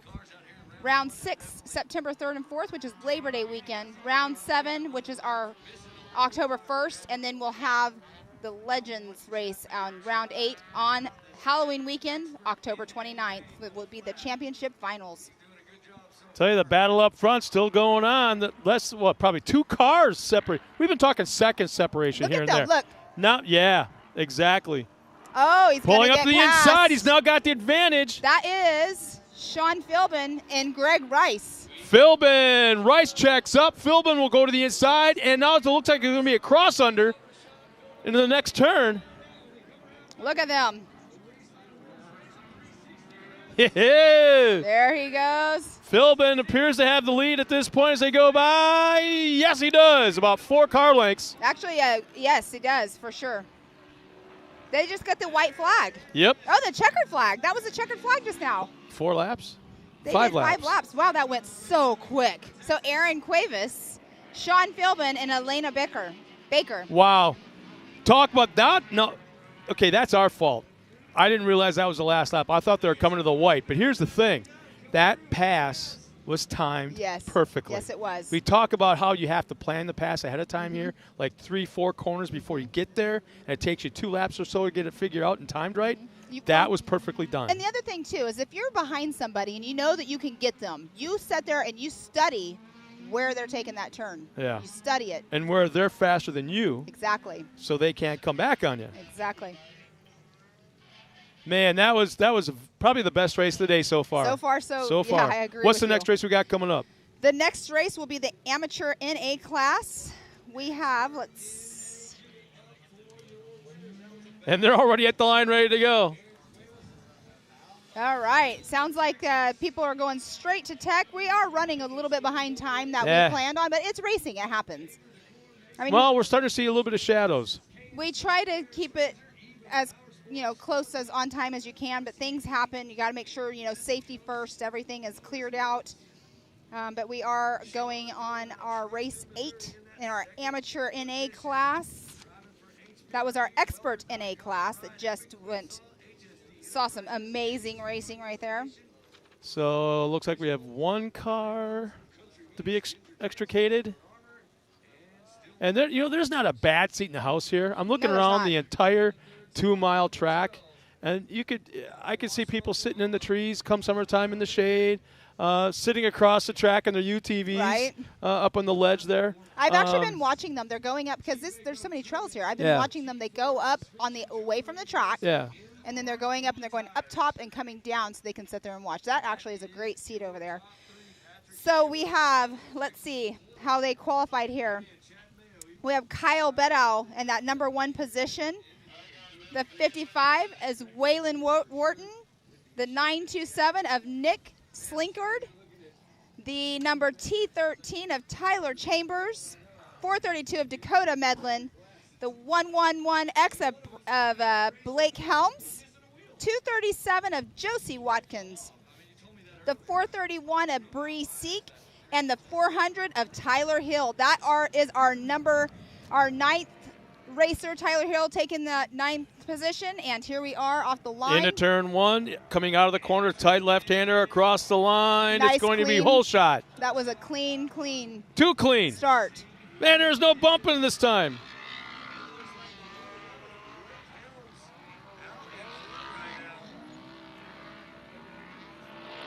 Did you happen to catch that number of the person who got the whole shot? I was trying.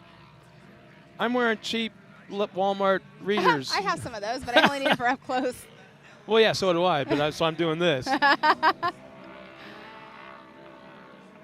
don't use them all the time, though. Oh, we already have a car that's kind of a little off course. You got a little alligator tail coming out of the corner, a little loose, over-rotated.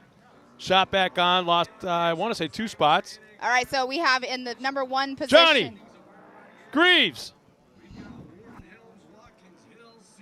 So we have Blake Helms of the 111X that took that number 1 position. Right now in second place, we have Kyle Beddow. Nick Slinkard in 4th. Dakota Medlin 5th. Bree Seek in the 4-3-1 in the 6th position. Tyler Chambers 7th. And Waylon Wharton in that 8th position. This class that we are on right now is our amateur NA class. And we have 9. Actually, we have 8 racers that took the line.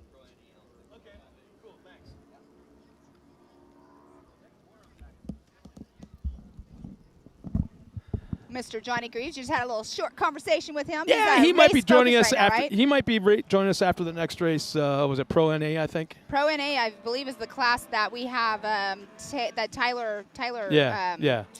Rimreid is in. So he might be coming up with it to join us That's after gonna be that a one. good race. Yeah. I So mean, I they're all think this good. one's going to be quick. This is gonna be There's very like no quick. incidences, nothing to slow anybody down. That was a very clean start. Yeah. So that is Blake Helms out front in the 111X that got that whole shot. Oh, wait, And 7.62 has fallen back looks to like second. Kyle Beddow, but that was Blake that got the whole shot for sure.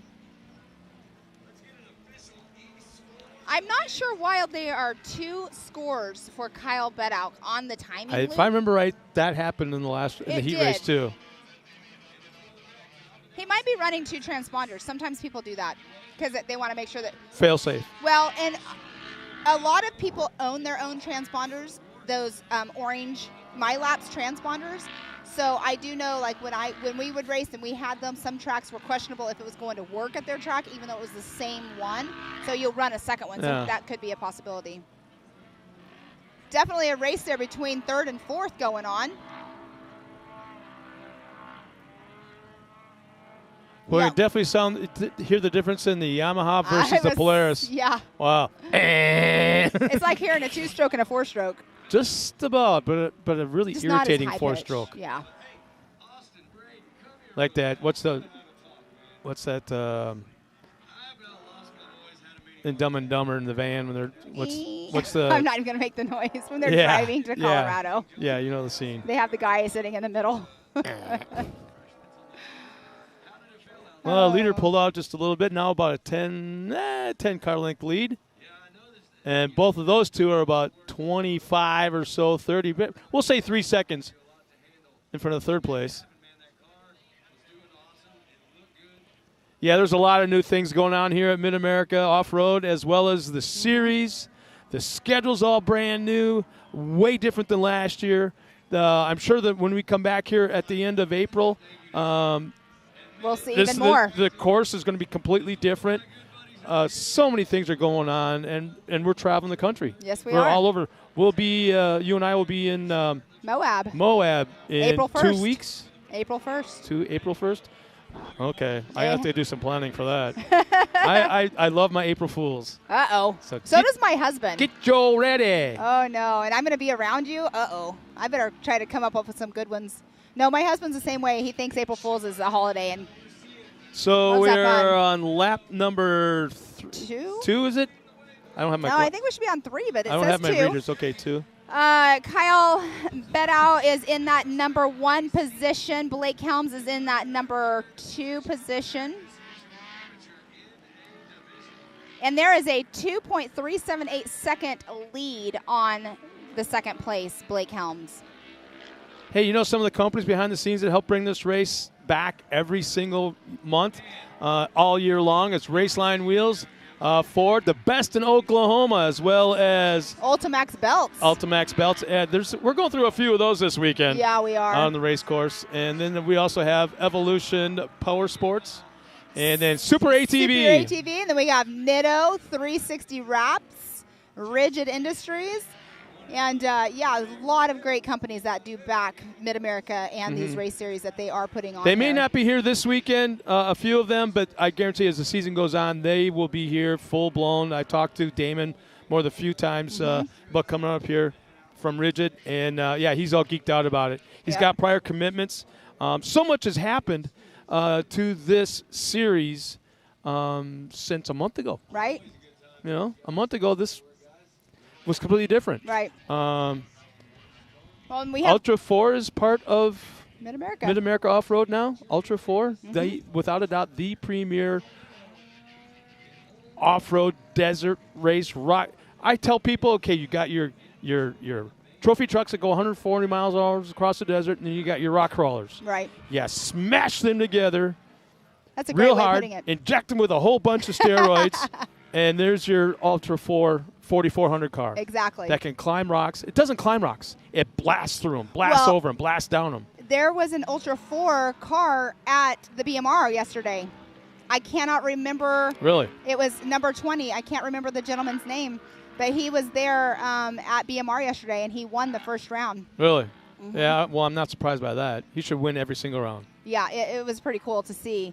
But definitely, the Ultra 4 cars are so much fun to watch because they can do the rocks, the desert, everything else. We were just here last weekend with the 918 Grand Prix, and a lot of You those should have guys were seen here. Lauren Healy out at the Mint 400 in Vegas last year, Well, and last he- week in the and desert. I can imagine that dude right there. He is definitely a driver for sure. He's going to be at Moab. We'll see him there. Lots of other drivers as well. He had a whole bunch of full commits that were calling it this last weekend. But we're going to be in Moab in 2 weeks, 2 weeks, whatever the 2 weeks. I think it's 2 weeks, yes. For Mid-America Off-Road's first Ultra 4 race. Yes. Yes.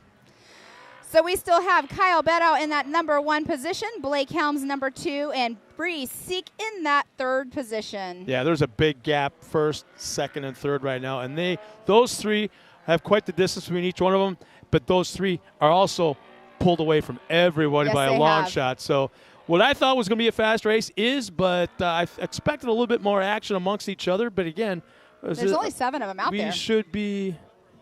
Are they on lap 3? They're on lap 3 right now, yes. So they'll be coming around for the white, I think. Oh, next on time track by? is saying 6 cars. Okay, yes, they should be getting the white flag on the next lap around for sure. Out on course, we do have an Arcticat, we have Polaris, we have Yamaha, all the different. There's one manufacturer I've yet to see, and I'm being critical. I know what you're going to say, but I'm not going to say it. I'm not going to say it. I have no filter. I'm not ashamed. I'm just not going to say it. I'm not ashamed.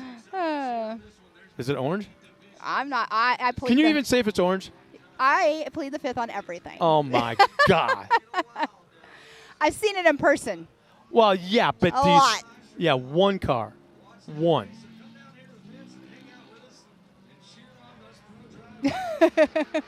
Anyways, that car's not here. No, it's not. And a lot of people are saying it's never going to be here. And those are the ones that have pre-orders. I know, a lot of pre-orders for sure. Oh, geez. Yeah, good guy though. If But you yeah, know, we you have- know. So the white flag is out. Kyle Beddow took that white flag. Well, guess what? That big gap that was between first and second last lap, it's no longer there. Here's that crazy, weird dynamic again. Right. What is it? So Blake Helms was out front for a while, and then Kyle has been out front there the whole rest of the race. But yeah, they're neck and neck again. So it appears that our leader is quicker in the tight areas where it's quick left, quick right, dog legs, and that kind of thing. But the second place Polaris appears to be faster in the straightaways And that is with a the top RS1. speed. Yeah. I could be Well- wrong, but that's just the appearance that I'm getting. And that number 1 car is the Arcticat. So like Arcticat, the way those are built, they're just kind of similar to, like Can-Ams are similar, like the lower center of gravity. Which so is you a have Robbie those- Gordon design. Yeah, exactly. So when you go into these corners, the lower center of gravity, of course, is better. The RS1 it feels like it's a little more top heavy and tippy, so they might have to check up just a little bit more, and it all depends on how the driver does as well. in Well, our those leader corners. pulled away a little bit, as I was saying, that he was a little quicker through the ins and outs and dog legs and hairpins. Did you see that jump just now? Yeah. That's that area where if you take the inside, you have to set yourself up perfectly for it, or you can use the bank and use the bank as like a. Now watch the turn. shocks of our leader when he lands. A lot of bouncing going on. Well, not that time. Not that time. It looks like Yeah. his shocks aren't working quite like they were. He almost sounds like a Yamaha too, Yeah. Huh? but it's not. Well, they'll be taking the checkered flag this time by. Who's it going to be? It's going to be, as of right this second, it'll be Kyle Beddow, and then Blake Helms, and then Bree Seek. Just going through right by the rigid. Yeah. Rigid Nitto 360 wraps Raceline Arch. There we The go. 111. Yep. So we have Kyle took that number 1 position unofficially. So as we're ending all of these races and we're saying who is in number 1, number 2, number 3, they are all unofficial because they still have to go through tech and they have to pass tech. Yeah. Pre-seek will round out the podium as they cross the line. So I still when they wonder pull if off, Miles knows that person. Sorry. Oh, that's right. Interrupted Yeah. you. Hometown area. Hometown. We're going to see if Tiffany Stone's able to grab our winner, I should say, pull him off to the side before that goes up to the scales, or On camera, it looks like 1, 2, and did she catch him? all right. She's so good at that. All right, so we'll at one point we'll go down to Tiffany because she has our number 1 Kyle Bedall down there. But like we were just saying, they have to now go and they have to get through post tech. Now, I'm going to throw everybody a question. People are watching us at home. My idea was this. Let's put cameras by the scales. Let's put cameras in the little tech building. You want to see who's sweating when they go through, right? Yeah, I'd love to see these guys pull up the scale, make sure they clear it, and then they pull off into the tech area. So, you know what? You know where I'm going with this. I know Let's where take you're it going. down trackside. Let's go down to Tiffany Stone one more time and meet our winner. All right, Kyle. First and foremost, it's so crazy to see an Arctic Cat at the top of the box over here. Conditions are pristine, sun setting, the dust is here, but the wind is up. Blue Groove coming in just a little bit, and I wasn't expecting it. Walk us through what you saw for this race. For this race, there were some drastic changes in the track. Hopefully everybody prepared for it. Suspension, different tires, PSI, all that stuff. But the track is still feeling good. One of my favorite tracks by far, and everything went great today. And talking about that, obviously you've got a few people that you need to thank for helping to get this cat on top of the box for you. Most definitely. I would have to say Maxima Oils, Maxxis, Raceline, Tilted M, and Rugged Radios. Also Double E, Georgia Double E, phenomenal guy. Knows a lot of stuff. Awesome. Well, your Maxxis tires with those race lines, we're definitely hooking up for you today, getting you up here. We're going to have a celebration in just a little bit over at the podium, so best of luck. That's going to be a great one for you. I don't know why I'm telling you best of luck for that podium over here, but nice job. And for somebody who said that they didn't have anything prepared, you've done very well over here. Good to see you. Thank you kindly. Good to see you. You too. All right, back up to you guys. Thanks a lot. Thanks a lot, Tiffany. And we'll talk about the green flag. There it is. We're underway with our next race. Who do we have? We have Colin Truitt, Chance Haugen, Kanan Baker, Sean Hess, Jeb Boodle, Tyler Rimreed, Robert Van Beekum. Van Beekum got hung up early in the race going into turn 1, and he's well back in the pack. In fact, he might he's be actually out. off the side. So Caden Ellis, Jacob Giesendorf, Eddie Ensign, Kyler Holcomb, Ray Barnes, Brock Lawson, Keegan Cummings. That is who we have out on course. We have 15 cars that took the green flag. And Van Beekum is off the track and headed back to the pits. And, you know, this is where I got to call out my family, my wife, my daughter, and her mother-in-law. Her mother-in-law are all on a Disney cruise with my granddaughter, and they're actually watching us from cruise. One of the things she says is, Earl says he misses you. Earl can't talk to me because he's the biggest pain in the butt goat back at our horse ranch. And she says not to worry because my son-in-law is watching the ranch while we're here. And she goes, my daughter wishes you the best from Mexico. That's so awesome. I'm done with that. I hope they're still watching. They're able to hear me call them out as we go back to racing action. And what a third and one. Who got the whole shot? I totally missed it. It's a Yamaha, I believe. I just don't know exactly who it was. But on screen, it is Kyler Holcomb because it's all updated here. And he's from Texas. It's the 99 of Kyler Holcomb. Now let's see how they handle this Look big at tabletop 1, right 2, 3, here. and 4. Or those top 5. Oh, fourth place hit that tabletop perfectly. That's Colin Truitt. He was Wow. our winner from last weekend. Oh, and he's taken the number 3 spot over possibly in that turn. So we have Kyler Holcomb, Eddie Ensign, Colin Truitt, Kanan Baker, Brock Lawson, Jeb Boodle, Chance Haugen. Let's see who is coming through. We've been calling out everybody this afternoon and welcoming to the team and enjoying the fact that they're watching us. Brad, right back at you, man. Thanks, Brad. Thanks for watching, Brad. Oh, he's not watching. I know. He's keeping the one eye on us. He keeps coming over here and looking around and giving us that little smirk. And we have somebody checking in here, Robert Sales. He's sitting over there in one of those UTVs by the tabletop. How about that, watching? That's awesome. And earlier when I said that I thought that it sounded like the Arctic Cat, and who was that? Was it Bob? Said let's that see. It's that way. He said that the KRX does run the Yamaha engine. Oh, so. yep, you're right. I'm going the wrong way. Here we go. Yep. Bob, yeah, thank Tink you, Bob. Heinzman.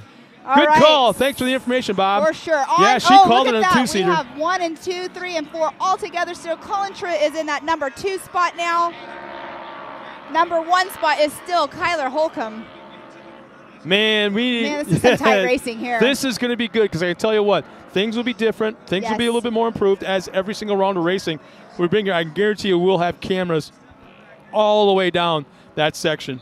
Definitely would be awesome to have them down in like the corner that they just went over. That is a blind jump. Like that, actually, if you take that more at a speed, it is more of a jump that you are having to set up just perfectly to already be into that left-hand turn. Yeah, you basically got to hit the jump almost at an angle, so you're flying sideways progressively into a corner. So when you hit the ground, you're already sideways, and hope like hell you don't tear that sidewall off. It's kind of like how you watch like Jerry McGrath and all those guys in the Pro 4s, how they just set themselves up and they'll be in the air. Yeah, here we go.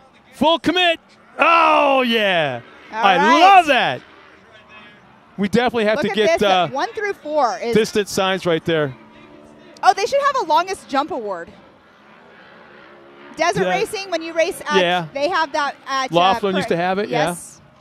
Oh, Colin Truitt just took over the number 1 spot from Kyler Holmes. Can he hold it? Can he hold it? He is out front. Kyler Holmes, Big time action up front, top 4. All right, we have Colin Truitt number 1, Kyler Holmes number 2, Kanan Baker in that 3rd position. Have to check up, made a move to the inside, outbreak, coming down the hill. That's a huge steep decline going into that right-hand turn. Definitely very, very steep, and it's off camber. Yeah, we have a pass for second, but will there be a crossover going to that left-hand hairpin turn? Oh, it's the inside-outside. He's got it. So our person that was in number 1 position, Kyler Holcomb, is now in 4th position within 1 turn. And the thing is, our driver that's right now in 2nd place, Kyler Holcomb, who is it? Kyler's in 4th, so it hasn't updated yet. So it would be Baker, it's either Kanan Baker. or Chance I'm Hagen. going to go out on the limb and say it was Kanan Baker because he hit one of the jumps, kicked him unintentionally sideways right before that right-hand turn coming off this tabletop. It kicked him a little bit by mistake, but it set him up perfectly for an inside move to outbreak going into the corner. He had the position, 2nd place checked up, and Holcomb made the pass to the inside to move into 2nd. So sometimes it's real nice to be lucky.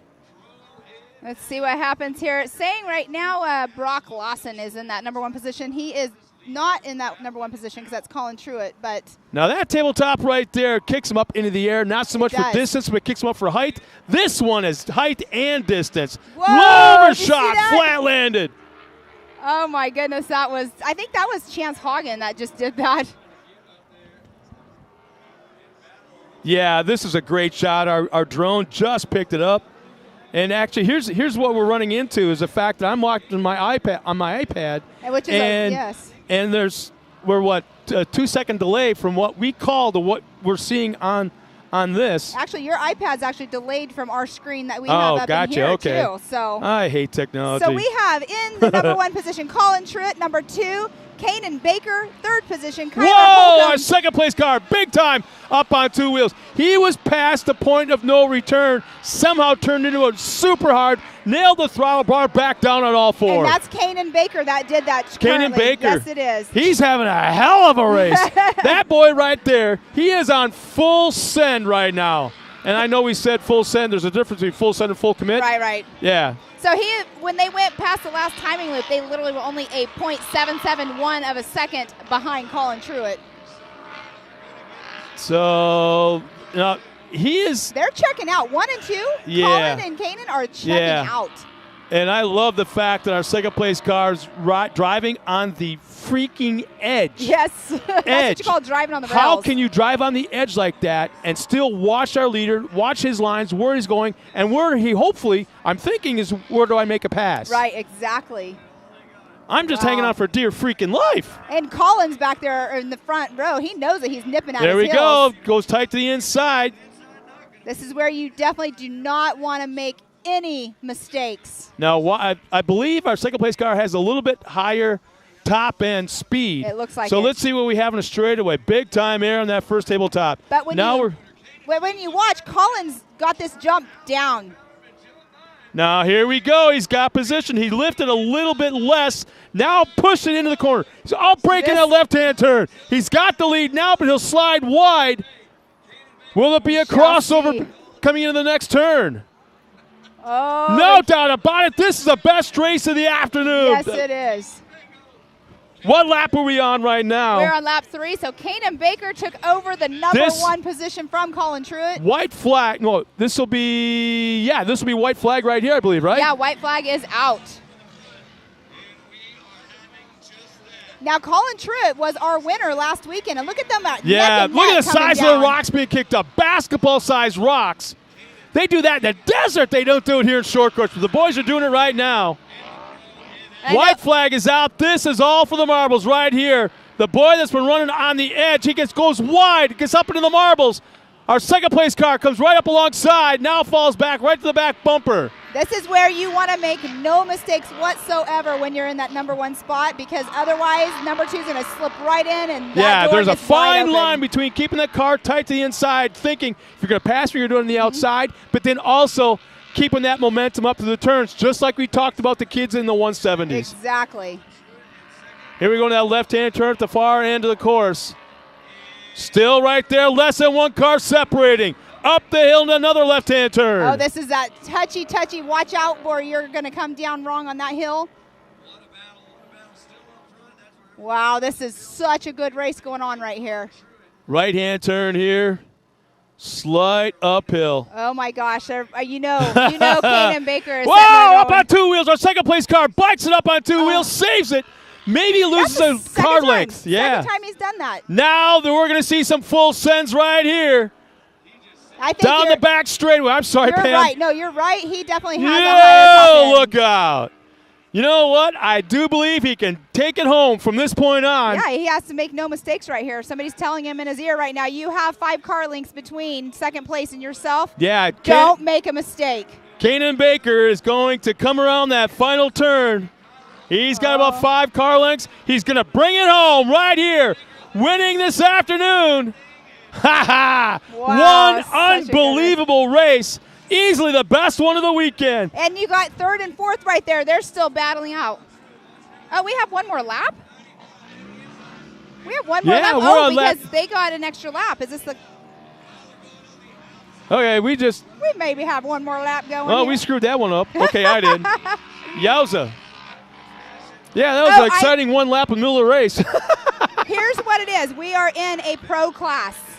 All right, so it's 7, right? NA, so they have 7 laps. Oh, my chest can't handle this. 2 more laps like this?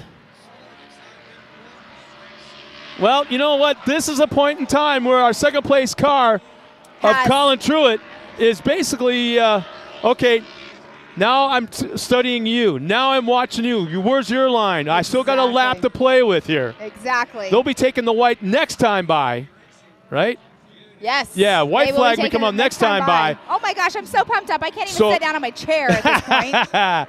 So I got a little bit of time. 4 car lengths separating first and second right now. And they still have this lap. Get the white flag. Yeah. One more lap. So, Kanan Baker is just staying on top of it right now going, oh, don't make a mistake. He's not losing ground. He's not gaining anything. But the last 3/4 of a lap, our second place car's been right there in that same spot. So something tells me he may have a little bit left in that car. Yes, he may. Yeah, Kanan has been on the edge from the drop of the green. He's been hardcore sending it, no doubt about it. That was a perfect land. Yeah, exactly. So once the white flag comes out, then we're going to start to see. I'm thinking we're going to see something. So our third and Out of our third and fourth positions have actually spread out quite a bit. But look at fifth. Okay, so fifth, sixth, seventh position. Our fourth position has dropped back quite a bit. So it's not just a race up Yeah. here for the front. We have a race going on back here in the middle of the pack as well. So Kanan Baker still has the top spot. And I'm looking at lap times. Wow, we almost got the 2-minute mark. We've been talking about all day long. Colin Truitt has the fastest lap of the race. Actually, the fastest was lap his of the lap time, day. yes, yeah. The lap of the day in 2 minutes flat. We were wondering if we're going to see anybody break that 2-minute mark, and it's very, very close. So our top 6 right now, we have Kanan Baker in that number 1 position, Colin Truitt number 2, Kyler Holcomb in that 3rd position, Chance Hagen 4th, Tyler Rimreed in 5th position, Jacob Giesendorf in that 6th position as well. And then Sean Hess 7th, Ray Barnes is in that 8th position, and those are the 8 cars that are on their 6th lap. They all just got the white flag. Looking back up front, still the same gap between first and second, but right now it's got to happen now. It's pretty consistent. He's got to go. He's just waiting. He's waiting for him to make a mistake. Well, he's going to be waiting for a while then because I don't see it happening, and he's got to make something happen. They're both very consistent. They haven't made any. Well, actually, I mean, Kyler They both Holcomb have been up has- on 2 wheels. Exactly. They both have biked it at one time in this race. That's where their experience definitely comes in. with Oh, all the their gap racing. is shrinking. The gap has shrunk in the last 400 yards. Here we go. Nice air on that first tabletop. Here we go to the second one. Not a whole lot of lifting here. Nice job off the big tabletop into the left-hand turn. Here we go. What's going to happen? Oh, that was so close. Here we go. He's holding on to it. Colin Truitt. You know, the race. Tyler. Oh, look how close he got to him just now off of the race line arch jump. Coming around the corner. It's not going to happen. that? 3 cars separating. That was a close finish, though, from what And they've been doing. Our winner crosses the line. Kanan Baker will take the top spot, and he does it. We were wondering if someone was going to do it. Colin Truitt crosses the line in second, but he broke the 2-minute mark with a 1:59.5. Our first and only driver to break 2 minutes out here in Mid-America Off-Road. And right now we had a nice battle going on between 3rd, 4th, 5th, and 6th. It was Kyler Holcomb, Chance Hagen, Jacob Giesendorf, and Sean Hess just came across the line all together almost at the same time. That was quite a race. Well, the rest of the boys better step it up because that's the best one of the day, no doubt about it. It wasn't just, here's the thing, it wasn't just about the racing action between the two of them. It's individually they put on one hell of a show. Right. Individually. Exactly. So that was our race 9 of our Pro NA class. Next up is going to be our Vet 40 Plus Turbo and our Vet 40 Plus NA class.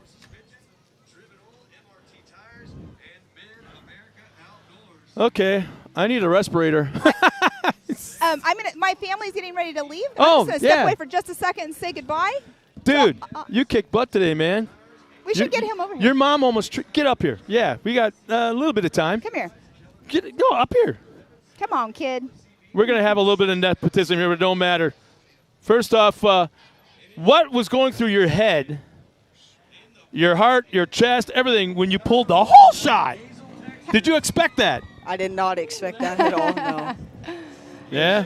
Well, I'll let your mom interview you now. This is her dream come true. So, Hank, out there back in a car, you haven't been in a car in quite some time, right? Because we just sold your RS1.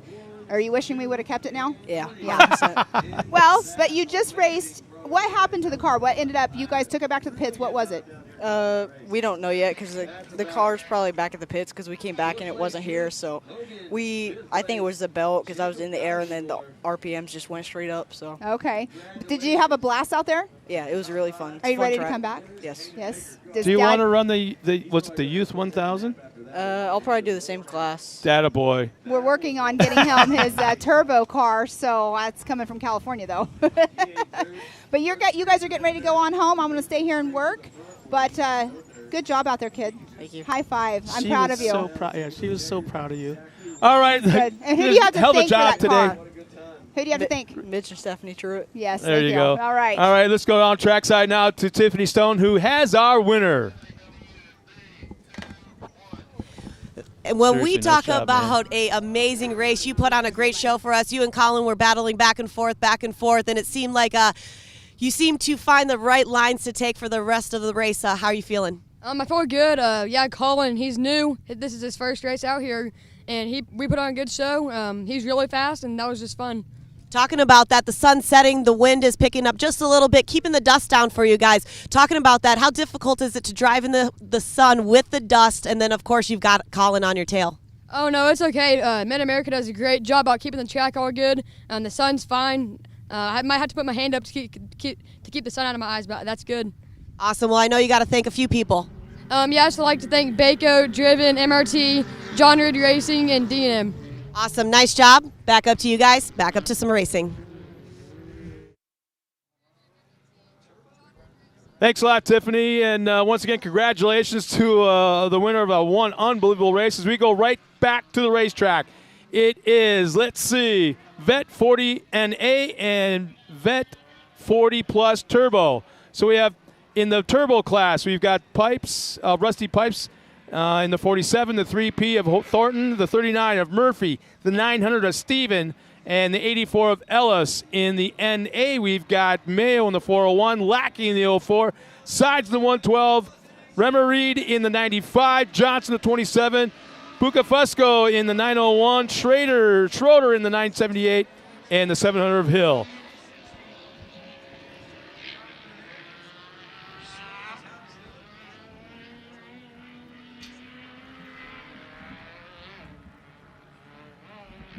So we got one class going off right now. We got the Vet 40. Vet 40 NA and the Turbo class are both going off the line. So I went through the lineup. Okay. We're covered there. Thank So now you. we just got to tune into the race action and find out who's going to do what. Well, it looks like we have Rick Schroeder, number 1, Terry Lackey's number 2, Chad Mayo in 3rd, Todd Rimreed 4th, Stephen Hill 5th, Austin Sides 6th, Mike Bucafusco? Buttafuoco? What? In that 7th position, Jeff Johnson in 8th. That is in the NA class. And then we have 3 racers in the Vet Turbo Plus Turbo class, Homer Thornton, Sean Murphy, and Derek Steven.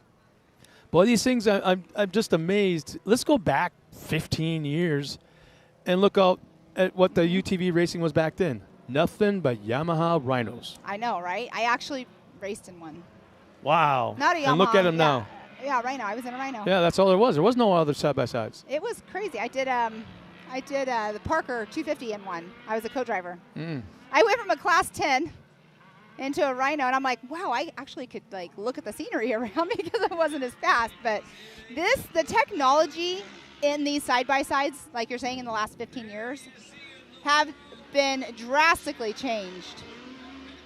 You know, I can't help but think that I'm looking at, class 1s of 10 years ago, 15 years ago, class 1s. I know, right? To say, and then you look at class 10s because they're close to the size of these cars. Right.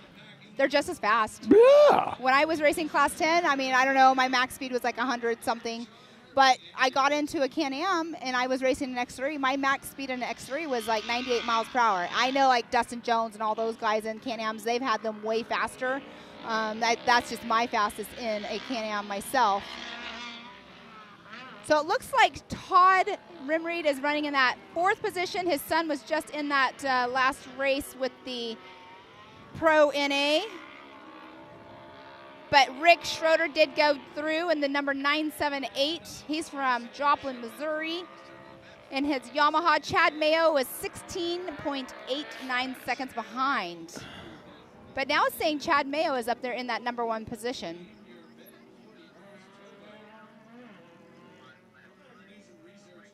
That is so crazy. We were sitting here trying to figure out if the 2-minute mark would be broke, and it sure enough was. I never expected it from just watching, even all the pro classes. I didn't think it was going to happen. Wait till we get to the Pro Turbo. Well, the track is going to change by then. know. So we just may have witnessed the best this track is going to be today on this last race. Could be. Definitely could be for sure.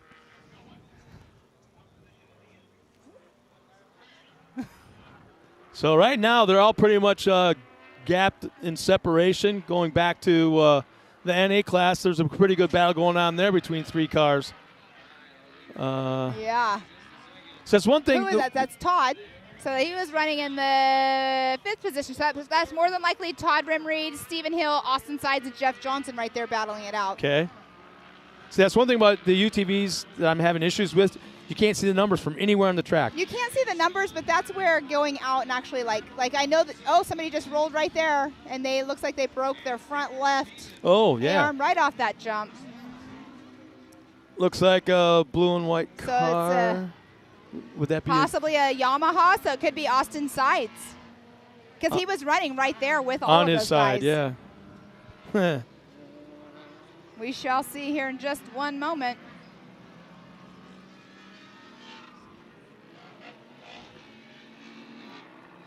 That must have been because he's not clicking, and he was with all of those guys.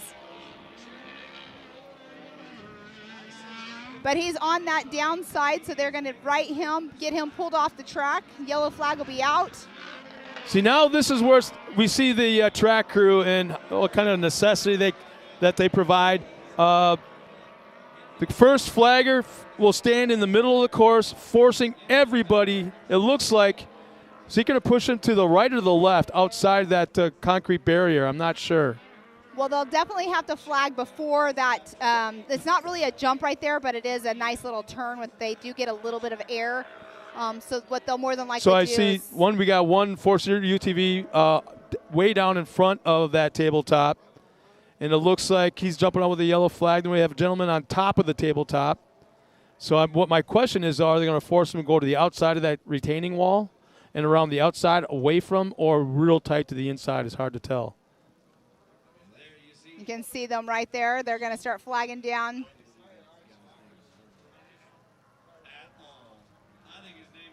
Yep. So yeah, we got some smart drivers. I mean, they're no dummies. I believe that is the 112 of Austin Sides from Sanger, Texas. So when they see that yellow flag and they're coming up to a blind tabletop like this, they know to slow way down more than usual. That's what I'm trying to get at. Well, and they were saying that earlier in the drivers' meeting, that if you do not slow down, they will penalize you. Well, they were kind of vague on the speed limits. They went, They said like 15, 20 miles per hour. Yeah, I mean, 25. I'm like, let's get them down lower than that. Right. But once I clear this inside, it's back full on, full throttle. So this is So we have in that number 1 position, we have Chad Mayo. Number 2, we have Rick Schroeder. 3, Terry Lackey. 4th, Todd. Oh, it just switched on me. So Chad Mayo, Rick Schroeder, Terry Lackey, Mike Bucafusco, Todd Rimreed, Stephen Hill, and Jeff Johnson. That is in our NA class. And in our turbo, we do have Homer Thornton, Sean Murphy, and Dark Steven. So Sanger, Texas is actually a sides. It's from, like you said, Sanger, Texas. Sanger, Texas. It's about 20 minutes north of Texas Motor Speedway. Yes, my best so right friend there in that lives area. there. Yeah. I got a really good friend there, that Tex McDormand. Okay. A helmet painter. Oh. He's probably the premier Harley-Davidson pinstriper in the world. Really? Unbelievable stuff he does. Huh. Yeah, Sanger, Texas, it's a cute little town. His paint shop, he actually bought the old Texas Stadium. He actually bought Jerry Jones's full bathroom. And it's the bathroom in his paint shop. With the telephone by the toilet, the whole 9 yards. It's all there. All the pictures on the wall from the bathroom. That's so funny. It's the weirdest thing, but it's cool as hell. It's yeah. random. Yeah, But it looks like, he's out of the car. Things are good. Car's off the racing surface, so it's full course green right now. So Hank did say it sounded like it was a belt in the car that he was racing in. I'm like thinking to myself, maybe they'll need to throw in one of those Ultimax belts next time. Park sponsor, series sponsor. You know, if something happens with it, they can run right up to the front and buy another one. Yeah, I need to. I've got a Yamaha, a Polaris Ranger at home at the horse ranch, and I don't have a spare belt. And I'm thinking with all the hay bales that I'm moving around and other things. Definitely, all that weight. I got real lucky. I went a year and a half without a belt, Knock and on I think wood. I'm pushing the pushing the limits with what I can do. So I might have to pick one up too. And my workhorse at home that we use on our property is the Can-Am Commander, the new XPS, and we actually take that trail riding as well. So coming through right now, that would be Chad Mayo in that number 1 spot and Jeff Johnson in that number 2 spot.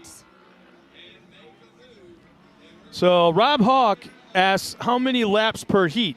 We are way past the heats. I think it was 4 laps for the classes we're seeing right now in the heat race. But right now with this one, it's not 7. I thought it was the pro classes were 7. Pro classes are 7. These are 5. And this will be these are the mains. So they should have got the white flag just now. Yep. I want to thank you for your question. That's I really appreciate it. So Kimberly Thomas Smith, I hate to tell you, but your buddy ended up crashing out. He's okay. Car's been pulled off to the side, but he got out and walked away. Yeah, something broke on the front left of that. The tire, when he crashed, it was definitely dangling like it was on just a string. So when he landed, something snapped, and all of a sudden it was kind of swapping around in the wind. And it happens. The tire points left when he's going right, and woo, over he goes. So unfortunately, that is called racing. Yeah. Racing happens. So we're on the course, girl. Say with Chip McLaughlin, Chip happens? Yeah. Yes, we can do a new hashtag of racing happens. So what we got going on course? We have. I just went through the top 5. We'll go through the top 5 of the NA. It's Rick Schroeder in the 40-plus NA class. Terry Lackey, number 2. Stephen Hill in that number 3 position. Mike Bucafusco, I'm sorry, I don't know how to say that name. I will find out that name as well. And then in 5th position is Chad Mayo. Everything just updated again, and to put Rick Schroeder in that 5th and Chad in that 4th position. I believe this is for the point right here, the lead, the top 2 cars. That would be Chad Mayo. That is the 401 of Chad Mayo for sure, and I believe that's the 04 of Terry Lackey as well. 401. That's Chad Mayo. Yeah, Chad Mayo. And Terry Lackey, I believe. So Terry Lackey has the point right now, even though our timing of scoring is a little bit, hasn't updated yet. See what happens. So checkered flag. Checkered flag. Yeah, we missed that one. How many laps was that? Yes, they did throw the white one last one. Oh, okay. And then Homer Thornton. That might have been Homer Thornton that was right there with him just now, which would be scored separately. Let's see if that has Terry Lackey. Yes, so Terry Lackey. So Chad Mayo, Terry Lackey, Mike Bucafusco, Rick Schroeder, number 1, 2, 3, and 4 through on the Vet 40-plus NA class. And in the Turbo class, Homer Thornton, Sean Murphy, and Dark Steven. Now, when we do tell you guys these are 1, 2, 3, and 4, again, I'll reiterate it. It is not official results. They do have to go through post-tech to be cleared before they make all of these results official. So that's one thing you hate to see, not only as a fan, but mainly a driver. When your car comes off the track on a forklift, or I should say a Bobcat with forks. Yeah, that's never not fun. a good end of the day. 100%. That's kind of goes. You can take that picture, go ahead and frame it. Yeah. But you got your cool wall over here with all the pictures and trophies, and then you have a wall over here called the Wall of Shame. The Wall of Shame. That would be the big picture right there, with the big shiny frame. And exactly. Yeah. Let's go trackside. Tiffany Stone has our winner. Trey, that was an amazing race. Good to see you out here. How are you feeling right now? Feeling pretty good. Sometimes, luck gets on your side. And talking about luck getting on your side, a lot of things got to come together. And you talk about luck, but we talk about preparation here. When preparation and luck meet together, you take that top spot. Yes, and like I said, got a lot of people that's on the backside of it that helps me out, good parts. Got to thank my boys over at Progressive Power Sports for hooking it all up. Well, you've done it here. We're going to have a huge celebration just a little bit at the podium and give you a few moments to get everything and see what's going on, but we'll see you over at the podium. Congratulations. Thank you. All right, and back up to you guys. Perfect. Thanks, Trey. Thank you. Why does it say Homer on here? All right, next up, and there we are. Next up, we are going into our Youth 1000 class. So we do have 7 drivers. Actually, I'm so sorry. We have 10 drivers that'll be out there. That was a very interesting class earlier. These kids actually, they're amazing to watch. The Youth 1000 class, I believe the cutoff of the age is 15. But these are our up-and-coming. They're in the 1000s, and they will go into the higher classes next time. So next year they could possibly be going into the amateur. Once they get into that amateur class, then they have to work their way up from amateur, expert, up into the pro classes. So super excited for these kids to be out here racing. Are you excited to see them? I just want to let everybody know at home I wasn't letting them know they were number 1. It was the guy behind the camera. I don't know if they saw it. I don't think they Oh, were on yeah, I camera. got called on it right away. Uh-oh. Hey, It great. was on the live feed? Oh. And I was Yeah, doing thanks for the timing on that. doing my job of And talking. we're coming back to you. You. So we start talking. 7 seconds later, we're live. Well, hello. I've been talking to her. Hey, Brad, where are you going? No, get over here. Get up here. He gave Get us a over here. thumbs up. He did a hell of a job on his hair this morning. On his hair? He Yeah. combed it and then put a hat on. Yeah, Well, I yeah. don't know if he combed it or not. It's just the right amount of gel. I don't You know. know, just don't take the hat off now. But they there's the don't have cars up the helmet line. hair, Yeah, hat hair. I got microphone hair. When I I have take this hat off, hair. there's gonna be like a goofy line across my hair right here. That's why I wear a hat. So that's there- why we're waiting right now. Is we've got a car going off on the forks. That car has actually been sitting down here Yeah. on the turn for a few races here now. So That's a picture that should go on the wall right there. He is holding up everything. It's all your fault. All right, so we have in the next class the Youth 1000. We have Carter Carway from Blue Ridge, Texas in the number 11. The 13 of Lincoln Smiley from Texas. 19, Benjamin Hiding from Michigan. 25, Lennox Smiley from Texas. Rowdy Speaks, number 42 from Oklahoma. Ryder Van Beekum from Queen Creek, Arizona in that number 64. Ty Lukemeyer from Texas in the 225. 979, Jace Leach in that from Texas. And 999 of Carson Bell from Edgerton, Kansas. Well- Who got that whole shot? Yeah, the black car with no numbers that I can see from here. It probably got black numbers on a black number plate, but I pulled the whole shot rather easily. Van Beekum in second right now in that red, white, and blue car. Let's see, we will have this timing. So it looks like Carson Vale actually got that whole shot in the 999. Like you said, Ryder Van Beekum is in that number 2 position. Then we have Benjamin Hiding, number 19 in third. Jace Leach in 4th position.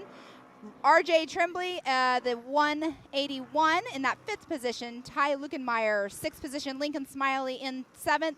Carter Carway 8th. And Lennox Smiley in that 9th position. We So- are on race number 11. It's going by fast today. Too fast. Too fast. But we're getting towards the end of the day. We just have a few races. What, we got 3 left? So we're on the youth right now. So we'll take that away. 1, 2. We have the women's class to go. And then the Pro Turbo. And there's only one car in the 800cc. So I'm not sure what they'll do with that. I don't know. They could have maybe put that person in the back of the pack here. I don't know if that person's racing or not. They did not have a heat race earlier. So yeah, I mean, if we don't have the 800cc class, we will go straight into the women's turbo and NA class, and then go directly into the Pro Turbo, and then that is the end of our day. And then we'll do our awards ceremony at 6 o'clock tonight. But don't go anywhere because, like we say, the best race is for the last. In theory, it's Yes. going to be hard to beat the one we just had about 2 races ago. Oh, that was such a good race. So, yeah, hang tight. We got a lot of racing to go yet. And hopefully some drivers will stop up. I told you Johnny wouldn't come back. Told you. He was supposed to be sitting with us last race. He snuck around the backside of the trailer so I wouldn't see him. I told you. I know the man. I do not know him.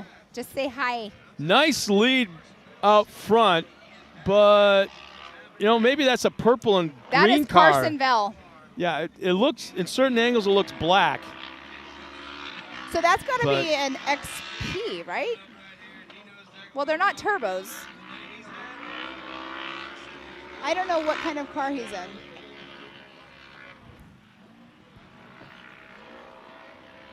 So Ryder Van Beekum in second place.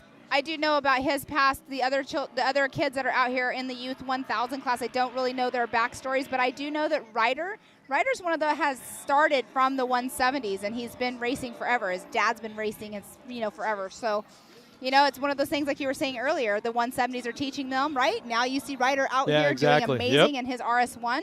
So I got a question from Elizabeth Goodell. Julie Hill, did he?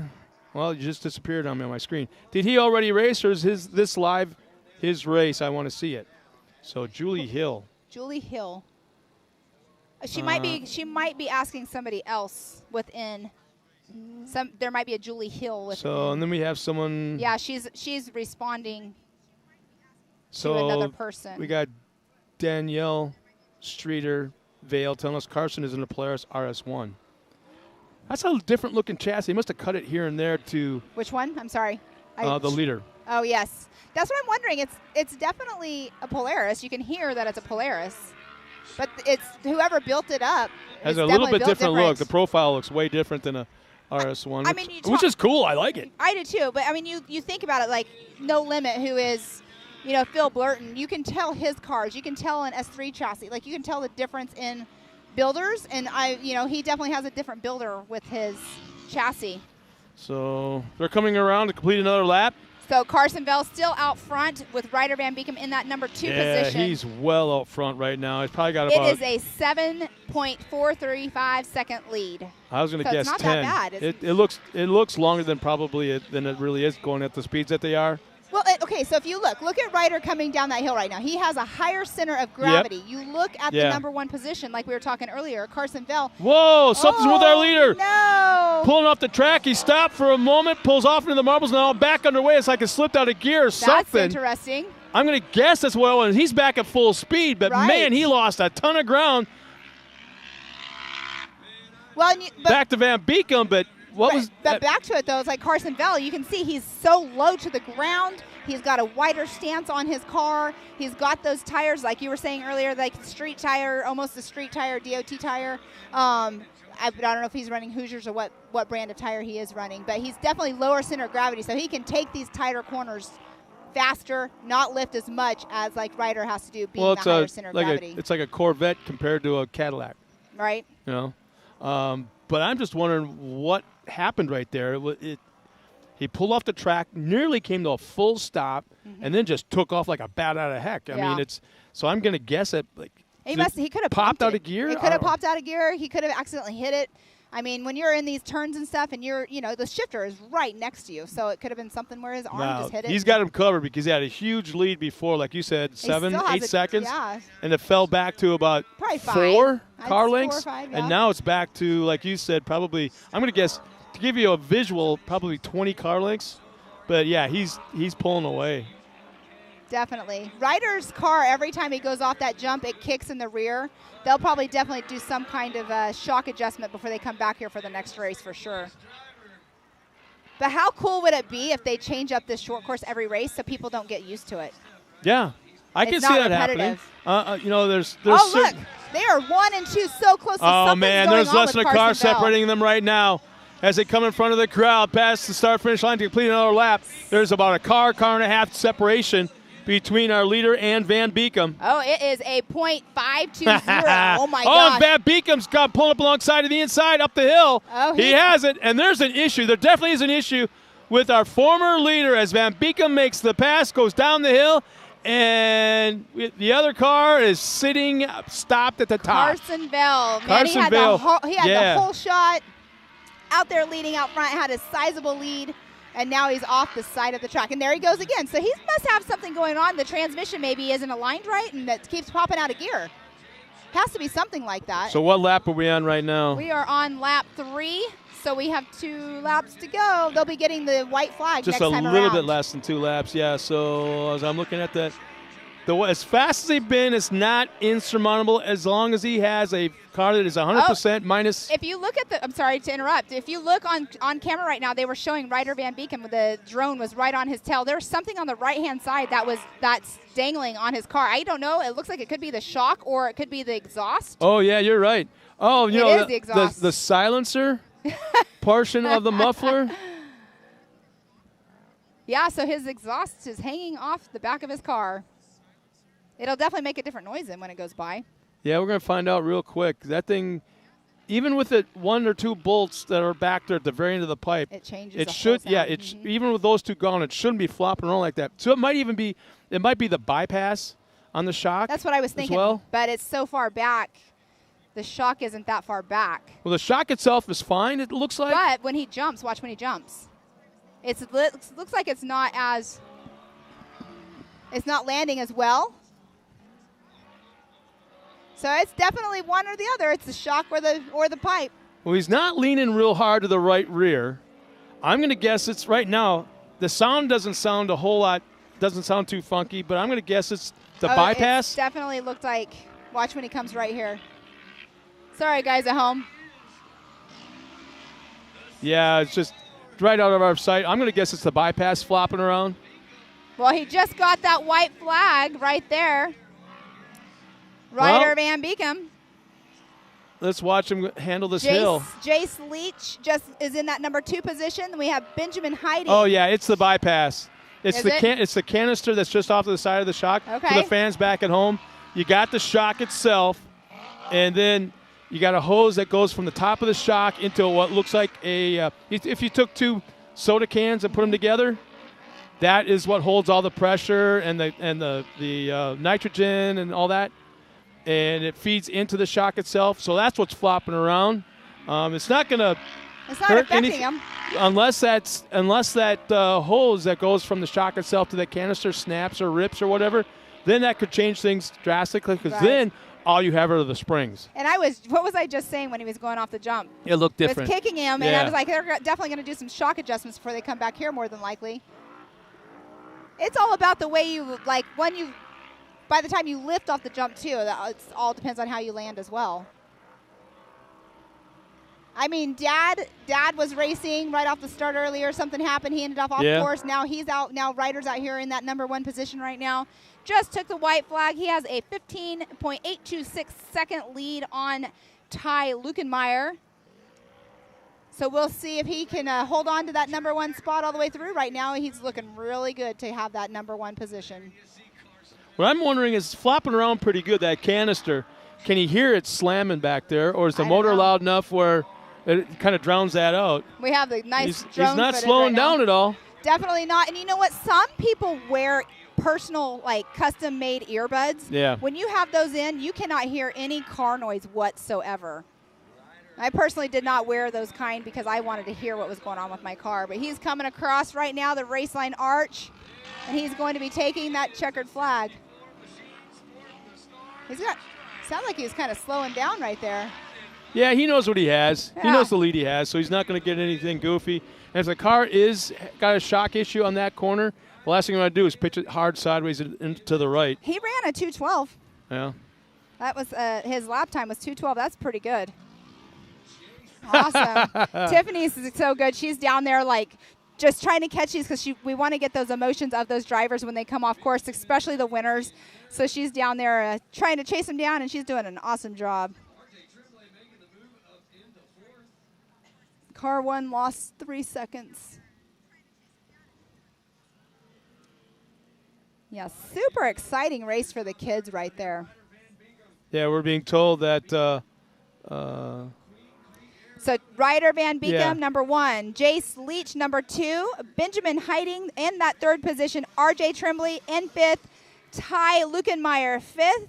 Lincoln Smiley in that 6th position. Carter Carway in 7th. Carsonville 8th. And Lennox Smiley 9th. Now, again, these are all unofficial until we can make those official. We will be doing our final ceremony, award ceremony tonight at 6 o'clock. Yeah, we're being told that Carson is a long travel RS, one of the with a low cage. Okay. Um, Eli, great information. He's a little wider. Yeah, we're being told Ryder's exhaust is falling off, when actually I still think it was his canister, because we weren't hearing a difference in the sound of the car. We weren't hearing any difference. Gotcha. All right, so Miss Tiffany Stone is down there with Mr. Ryder Van Beekum. Let's take it down to Tiffany on trackside. All right, Ryder. That was exciting. When we were chatting earlier, you said this was an amazing park, and obviously you found your groove. You found the right lines. Walk me through how you're feeling right now. Amazing. It's been quite a while since I've actually been on the podium. We've been having problems with this car, and it's just nice to be on the podium again. And talking about that, I was watching you from here and hitting that tabletop. You guys are just flying through it. You know, here at MOA, they've done tons of great things. They put a whoop section, they put a tabletop. You've got this nice turn up there. Overall, what's your favorite part so far about this park, besides, of course, taking that top spot? Probably the tabletops. You know, we have a ton of our ranch at home where we practice doing our racing. Well, talking about that, you've got to thank a few people. Who would you like to thank today? I would like to thank my mom and dad for letting me do this. Our people at their work, Kevin and Matt, who put this car together.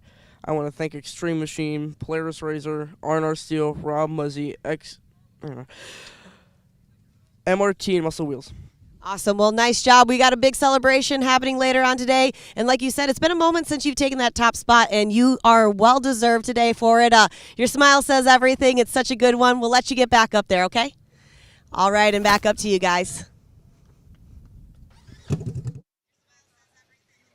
And we're back once again. Thank you again, Tiffany Stone, as she's getting some of the coolest interviews from some of the most enthusiastic drivers. They may not show up. I'm telling you, they're busting a gut on the inside, having just won their race. We're going to step aside real quick one more time as we got some important words from our sponsors here at Mid-America Off-Road.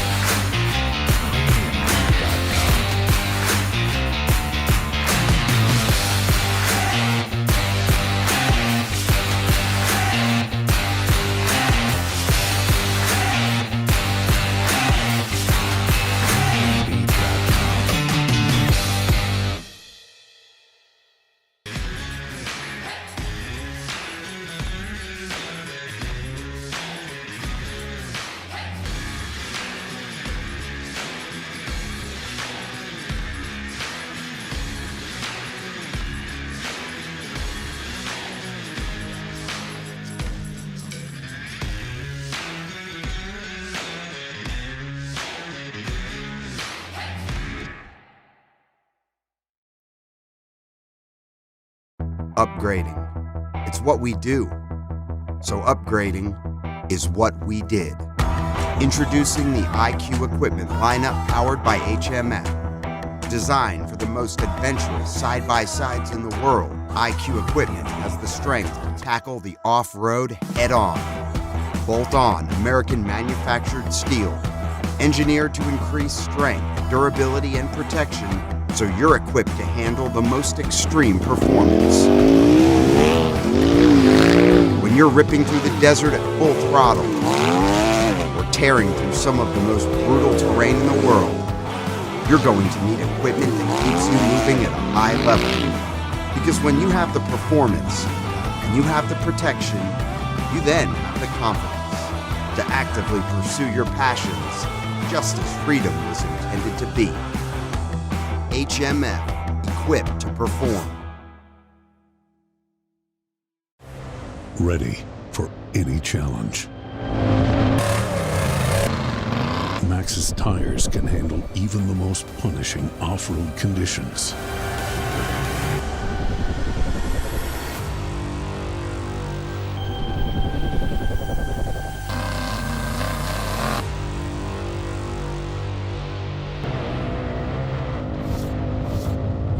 Maxxis tires.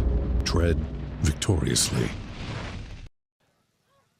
And we're back, and how about that? Just a minute ago, they weren't there. Boy, they know how to park quick. We've got 2 races at the line. We got the women turbo and the women naturally aspirated. Here's our lineup. In turbo, we've got in the 917 hoop in the Can-Am. Helms is out there in the 31X. Tewksbury in the 13. Thomas in the 314. Vanover in the 6. In the 14, it's Smith. 88 of Rowden. Mayo in the 519. And 44 is Nye. All right. We have Broker in the number 1 in the second row. And this is women NA. Boodle, yes, this is the women in A. We have Boodle, Rowden, Singleton, Garmin, Mulligan, Johnson, McGuire, Pagizzi, Seek, and Watkins. So this is another, look how large the women's class is. I love it. We have lots of them. Let's see, how many do we have? We have 20 cars going off the line for between our turbo and our NA for the all women's class. They are off the line. That will be the turbos off the line. Yeah, here we go, the whole shot. Who's it going to be? It's a Can-Am across the line. And let's check out a number. Or is that a Can? That's a 910 or 917. I couldn't tell. That would be 917 of Hoop. Let me get my other papers out so I can get their first names as well. That would be Kendra Hoop is who that is. She is in a Can-Am. She is from Broken Arrow, Oklahoma. Here's our next start coming up. Who's going to pull this whole shot? Looks like it's going to be That's a Polaris. That's a RS1. See if I can pick up a number. 431? 431? 431. That would be Seek is the last name. Wow, starting that 10th spot. Nice job there. Seek, that is Bree Seek. All right, so in the women's turbo class, in that number 1 spot, the 917 of Kendra Hoop. We have the second spot of 31X of Caitlin Helms. She's from Texas. Morgan Vanover, number 6 in that 3rd position. So we have a Can-Am Polaris, and then the rest of them are all Can-Am in the women's turbo class.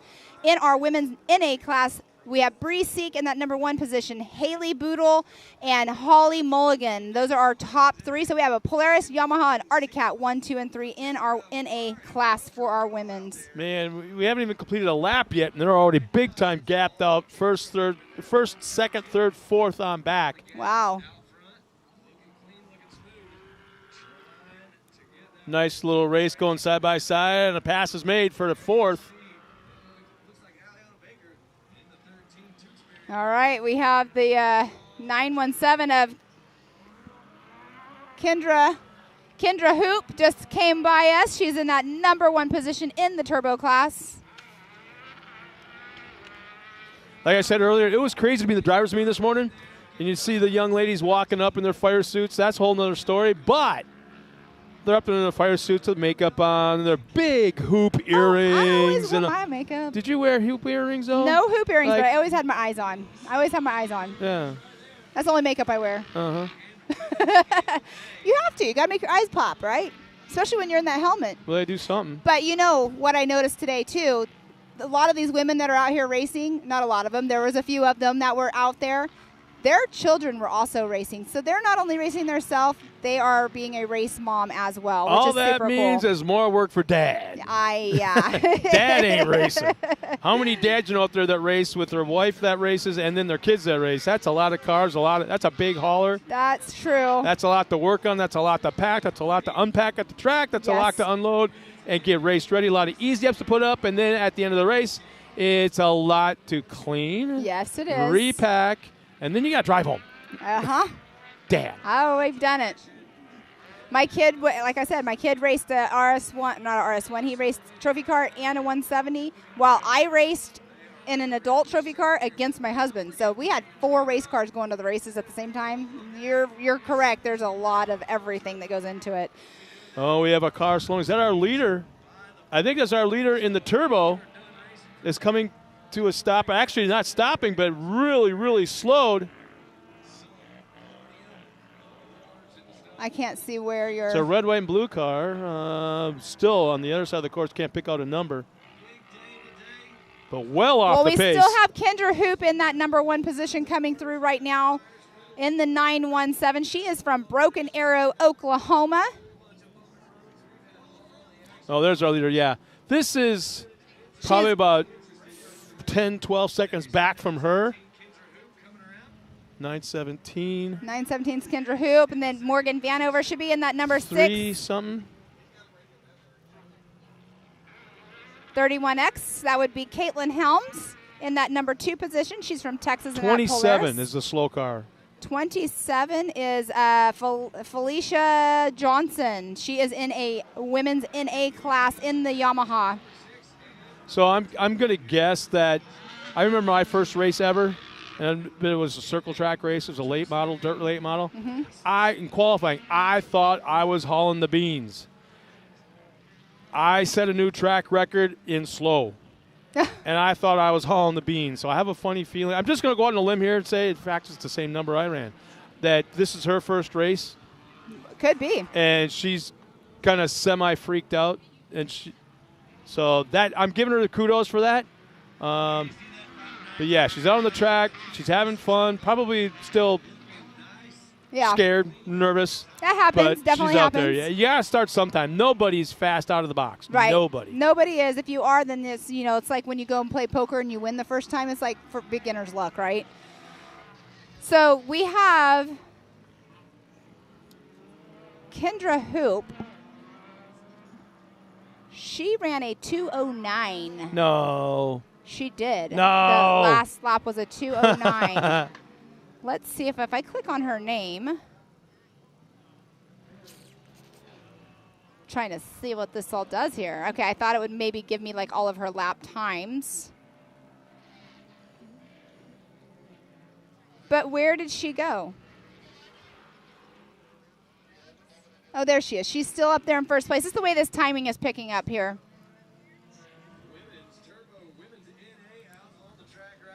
This is definitely exciting for these ladies out here. The 917 coming through here of Kendra Hoop in that number 1 position. She's running a Can-Am. She's also running Raceline Wheels as well, which is a park sponsor here. MRT tires, HMF exhaust. Oh, wow, this is a fast race. We got Kendra Hoop and Caitlin Helms currently on their 3rd lap already. Everyone else is on their 2nd lap. Yeah, so next lap around, she's going to get that white Well, there flag. you have it right there, 2:09. Caitlin Helms, 2:09 lap time. 2:11 by Kendra Hoop, but Caitlin, wow. So Caitlin picked it up because the lap, I did see Kendra Hoop earlier had a 2:09. She is 3.446 seconds behind Kendra Hoop. Caitlin Helms is. Oh, she's got to keep running those 2:09s. So our top 5 right now, Kendra Hoop in that 1st position, Caitlin Helms in 2nd, Lacey Tewksbury in 3rd position, Morgan Vanover 4th position, and Marissa Smith is in that 5th position. Kendra Hoop having issues. Our leader, 917, having issues on the course. She's pulled off to the side, is slowed, not come to a stop yet. Oh, Lacey Tewksbury, she just went through the timing loop. Oh, I see her right there. It looks like she might have a driver flat, rear flat. Left rear. I could be wrong, but it looks like it might be a possible left rear flat. It's hard to tell with Brad right in front of the monitor. We can't. Okay. The vehicle on the monitor, I couldn't. Well, it swapped scenes before we could get it. So yeah, it's hard to tell, but yeah, she's 13, number 13. That is Lacey Tewksbury, number 13 on the monitor right now that you are seeing at home. There she is, right there. Yeah.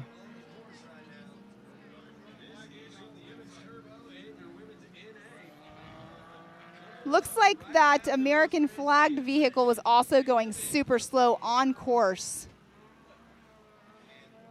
Isn't that Kendra Hoop that we? So Caitlin Helms, 31X, is in that number 1 spot right now, and then Crystal Rowden in the number 88 and number 2. Lacey Tewksbury, number 13, is in that 3rd position. Morgan Vanover is in that 4th position. She drives the number 6 Can-Am. She's from Claremore, Oklahoma.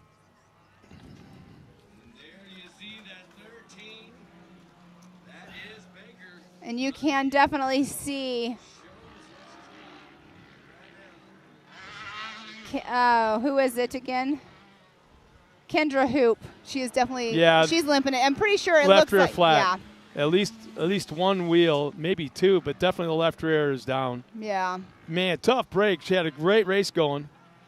See, that's the thing about out here. Like, you don't think that it's a rough course, but something out here. Well, here's the other happening. thing. To get maximum traction, you want to run a lower tire pressure, but there's that fine line of too low and ripping it off the Very bead true. and too high and just spinning the tires. And there are rocks out here. I mean, they have rocks out here.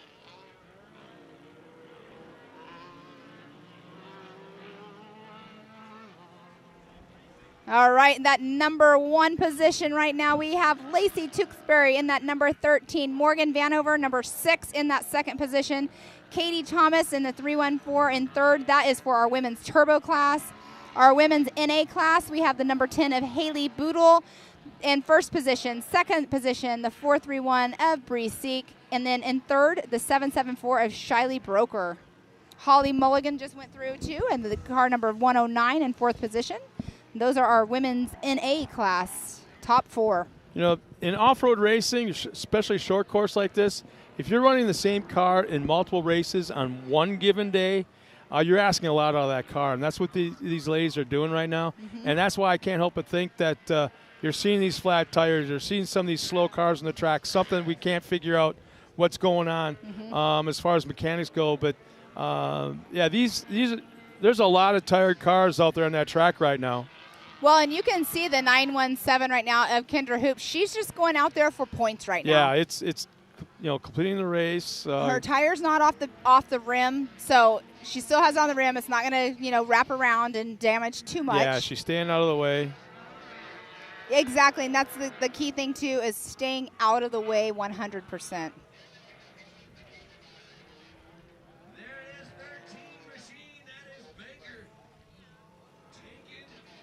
All right. Caitlin Helms, the 31X, just took that number 1 checkered flag. Lacey Tewksbury in that second position, checkered flag, number 13, from Colleyville, Texas, in the Can-Am. Let's see who comes into that number 3 position in the women's turbo. So the women's NA class, we just had Haley Boodle take that number 1 position.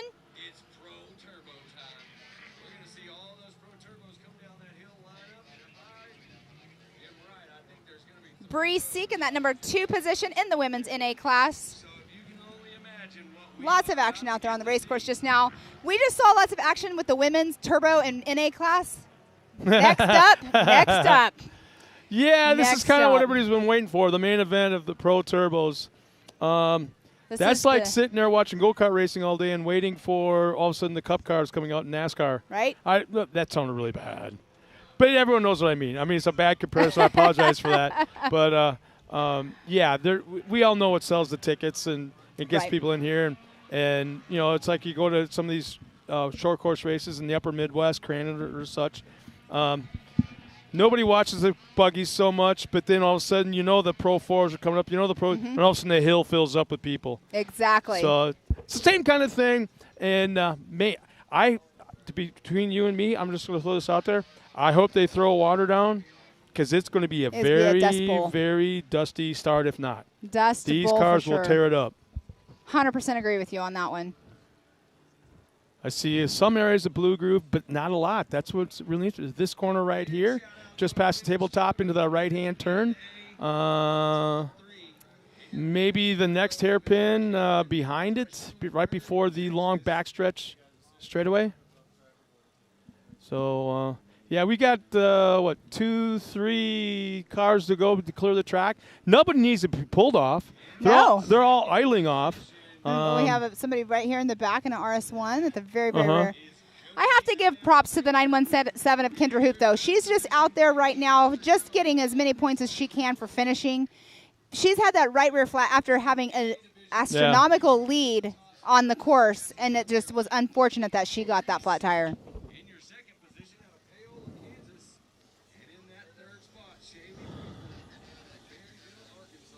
Man, once again, I keep looking at this facility and dreaming of the day when I come back and see green trees, leaves, and grass on the hills. It's starting to Holy turn green, smokes. but Mother Nature doesn't know what she wants to do right now. So now that the cars have cleared the course, I believe we're just a moment away or so from sending it back down to Tiffany Stone as we get ready to bring the Pro Turbos out here. Yeah, we can go over the top 5 really quick. The women's NA class, we have Haley Boodle, the number 1. Number 2, Bree Seek. 3rd position, Shaylee Broker. 4th position, Holly Mulligan. 5th position, Ashley Rowden. And then in the Turbo class, we have the number 1 position of Caitlin Helms. Number 2, Lacey Tewksbury. 3rd position, Katie Thomas. 4th position, Marissa Smith and Crystal Rowden in that 5th position. That rounds out our top 5 for our women's Turbo class and our women's NA class. That was super exciting race to watch. And like we just said, you know, the 917 of Kendra Hoop, she had an unfortunate flat, but she was out there leading that race, and she was definitely out front, having an astronomical lead. You said it earlier. Sometimes racing happens. Racing happens. Definitely needs I to can't be help new. but think, the last hour and a half, I've been paying attention, obviously, and we've had some killer races here. Yes, we have. But I'm wondering what's going on 12 miles from here. We'll come back to that in just a second as we go now trackside down to Tiffany Stone with another one of our winners. All right, Caitlin, a big congratulations. We were just chatting a little bit, and you said this year you're going to run the full season for you, and taking the top spot to kick off the season for round 1 is exciting. How are you feeling right now? I'm feeling good. This is the so I'm going off of that, like you said, for you, so that's got to be some good omens going out there. Walk me through how the course was for you today. Practice was a nightmare with the mud, but the course was perfect by the time we got out there. It was really nice, slick. It was awesome. Awesome. Well, I know you got to thank a few people for bringing you out here. Who would you like to thank? My parents' company, Shimmering Waters Pool Service. Blake Gusson at G3 got my car race ready today, so he's awesome for that. And just my family. Your smile is awesome. You just soak it all in. You well deserved for you. See you at podium. Thank you. Thank you. And back up to you guys.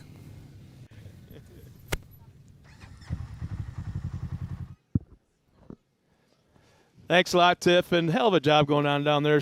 The hardest job, I think, this afternoon is stopping all the winners. Because they're so excited. She's like, oh, yeah, they're stopping.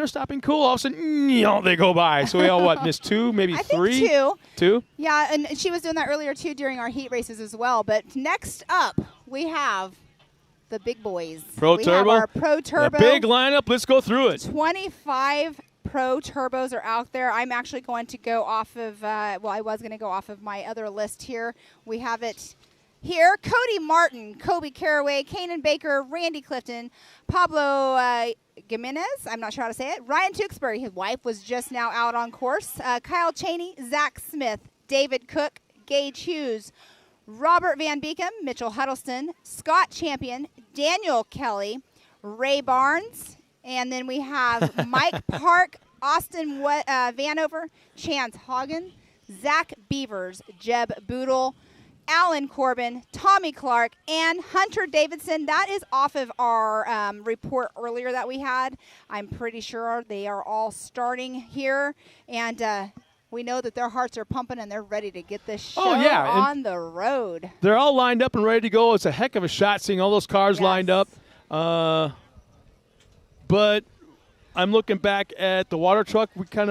I was kind of wondering if they're going to send a water truck out there before this race to at least do some spot spraying. Be kind of nice for sure. But let's go over for the rest of the season. There's lots of racing that's going to happen. The schedule, over $375,000 in total cash payouts this season. So we have in the side-by-side championship series, our next race will be April 30th right here at Mid-America.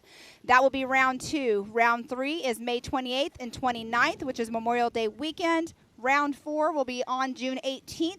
Round 5 will be during Visions Week. I can't wait for Visions Week. I'm super stoked for that. That will be July 13th through 17th. Okay, let's hold up right there. Okay. Talk about Visions just a second. Visions, I haven't been here, so I'm not sure. I just know it's a week filled full of entertainment. Mm-hmm. There's everything. There's from monster trucks. Last year they had monster trucks. They had a guy getting shot out of a cannon. Dennis Anderson was here with his guys? With the monster trucks. And then we had, racing going on. Everything. Then the lazy river that I have not seen. I just saw pictures of it. But just so much entertainment and so many people that come to that race. Or not that race, that whole entire week. It's just a week of entertainment. Okay. And then we have. So keep track of anything Visions. Keep track of that on our website. In fact, go Exactly. to Mid America Off Road. Download their app. Yeah, download the app. MAO I did it app. for the first time this afternoon. Oh, you did? Okay, I did it last weekend, or I had it before last weekend, but Mhm. it's definitely a really cool app to have because you can get notifications on it. You can go on there, you can see the schedule. You can go on there also, and you can look and you can watch the show, like from last weekend. You can click on and see broadcast, and you can watch last weekend's race that was here, the 918 Grand Prix. Yeah, if you're at home watching us or wherever you're at, if you're on the hill, if you're across the racetrack over there on that ridge, hashtag Mid America Off Road, and like us on Facebook. Do all that social media stuff. Yes. Like you said, download that app, and we'll be watching. Share it with everybody. We want to grow the sport, grow the series, grow this facility, Yes. and we need your help to do it. So that's one of the coolest things is when the fans have a great time. And I'm not sure how much time we have, but I would love to see more footage of what's going on right now down the road, 12 miles from here. I saw a little bit yesterday during setup. You saw a whole bunch of it last saw it night. live. Let's go to this afternoon's racing action. There's no sound, no music, but it's raw footage, and it's very, very cool. At BMR. Yep. Oh, there is music. He just said there is Big music. Meat Run, Big right Meat down the Run. road.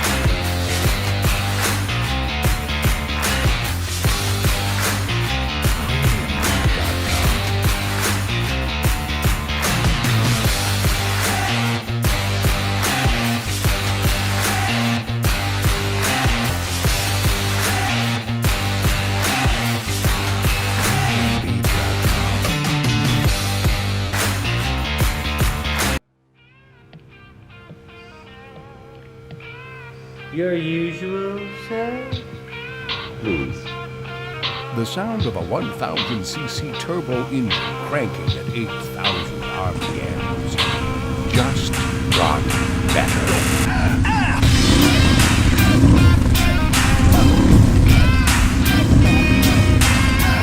HMF, the official sound of the off-road.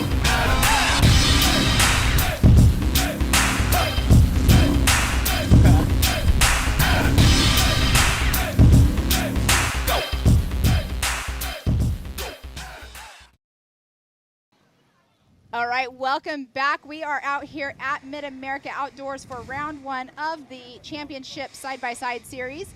And we have a guest up here. Let's go ahead and let's talk about your race today. How was your day? So my day was pretty awesome. We had a pretty good start in the first one. We actually finished out third, and the car ran awesome. Okay, and what did you think about this race course out here?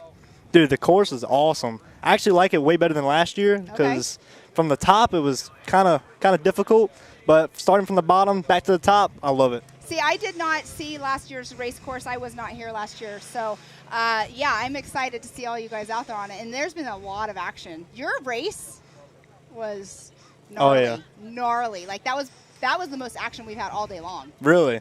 Yes. Well, not the most. I shouldn't say most action. The most exciting, like close racing. Yeah, the most that action. Most action was that turbo class. Oh, yeah, that was a lot of action out there. But so you raced last year. Did you do the whole series here last year? No, I did about 3 races last year. Okay. And so you're planning to do the whole race series here this year, correct? Correct. Awesome. I'm actually doing a half and half, like with someone else. Like someone else is gonna be driving he's gonna be driving a Yamaha, but he's gonna be like doing half the season with our numbers. Okay, so what car are you in? I'm trying to find Honda it right Talon. here. Oh, you're in a Honda. There's not very many Hondas out here. No, there isn't. I'm trying to find right here my my notes on your Double E Racing, all your sponsors and everything. So what we can do is you can kind of like tell us really quick who it is that helps you out getting out here to the race. And also, we're getting ready to go live here shortly with the Pro Turbos. So go ahead and tell us about your sponsors and let us know who helps you get here. So my biggest one would be George White with W Racing. That's right here. PPI Tuning. He does a whole lot for us. And Hess Motorsports, Hoosier Racing Tire, who gives us tires. HMF Exhaust. He's pretty awesome too. Injector Dynamics, Progressive Power Sports, Dr. Power Sports, Ignite Racing, Fuel, S3 Power Sports, Oh, shit. We're reading off of a list here. You know, the guys that race, the sponsors definitely, sometimes it slips your mind on. Yeah, it does. So Raceco, S3 Power Sports, and ATV Zone. Awesome. You have a lot of people backing you. Oh, yeah. It sounds like through our radio. I know you can hear it. Can you hear the chatter in the radio? Oh, yeah, I can hear it. Okay, so yeah, we're getting ready to go green here shortly.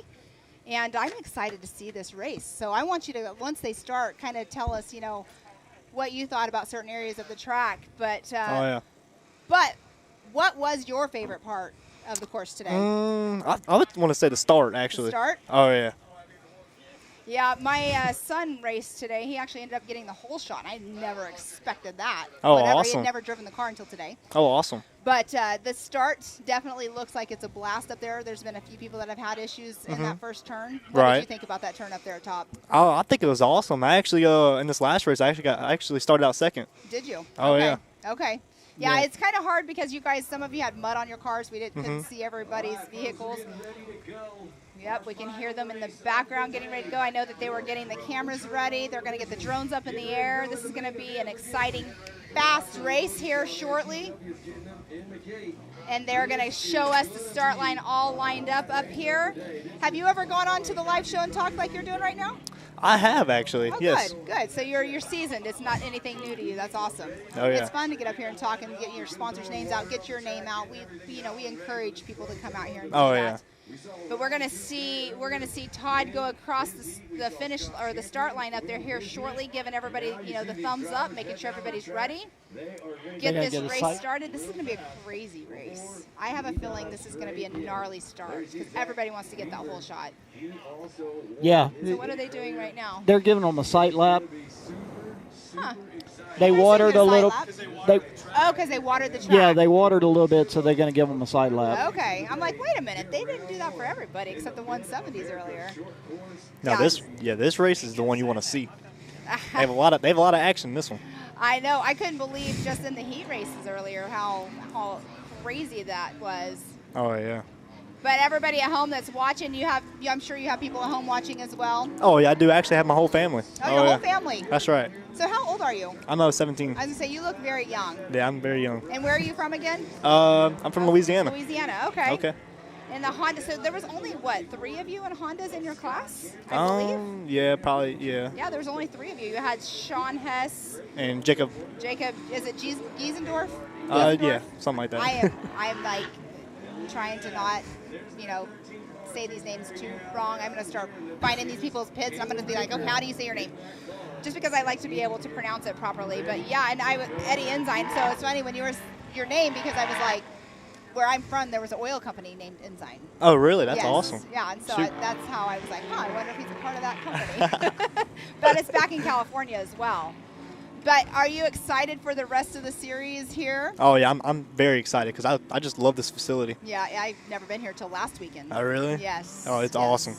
Last weekend the racing was interesting, having the snow here. It was freezing cold. Shoot, I bet it was because I was freezing last night. Shoot. It was 18 degrees that morning when we started racing. And I keep using this as an example, but Terry Madden, when they went through a creek crossing, he needed a wipe for his visor, and his co-driver handed it to him, and it froze to his visor. That's how cold it was off the start. That is very cold. Yeah, and then we get here, and it's, 40-something degrees yesterday, and it's raining. And I'm like, ugh. I'm not sure about this J Oklahoma place. I love the facility, but the weather is so questionable. Not today. It feels awesome. No, it's been amazing today. I mean, the shade is coming down now, and so it's cooling off a little bit. But yeah, so it's super exciting. This season's going to be good. I'm excited to be coming in and being a part of it because I come from the Ultra 4 side and doing all the Ultra 4 races still. It's going to be a great year for everybody. And Mid-America, this facility, seeing on screen right now, that's the 80-foot jump right there, correct? They're going over the 80-foot tabletop? Yeah, that's the new one. I went around it I hate saying this right now, but I went around on a golf cart. They call these race cars golf carts. Right. I don't do that because I used to race in an X3 myself. So I went around the course on a golf cart. It was so much fun to see what you guys were going. We didn't go up the little tight things because the golf cart I was on. The first time I ever heard about that was I tune all of Hunter and Cody Miller's shocks. Okay. So at King of Hammers, when they got into the 4400 class the first year, they started calling a golf cart, and it was just like, it kind of threw me for a loop. But yeah. I came from the desert world myself, and so when I raced in a different class, I was still in a buggy, but the class I was in, they started calling them all golf carts. I'm like, guys, they're not golf carts. They're not golf carts. But the Honda, how cool is that? You actually have a transmission. You do not have a belt driven. That's right. So you have that one up because my son broke a belt earlier. Oh, man. You don't have to worry about the belt. No, you don't have to worry about that. Now, the Honda, does it have paddle shifters on it? Or so is it stock, it comes with paddle shifters, but we put buttons on it. Where there's little buttons. Nice. Oh, yeah. So you can it's easy to just downshift and not have to worry about the belt, Oh, no, you don't have to worry about none of that at all. All right, we're going to come back here, and they're doing their little sight lap right there. Awesome, they're getting to do that.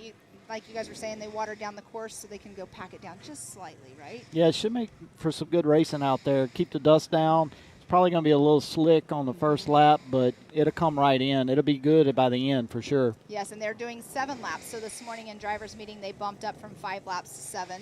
I mean, the racing goes by so quick, as we saw earlier in your class.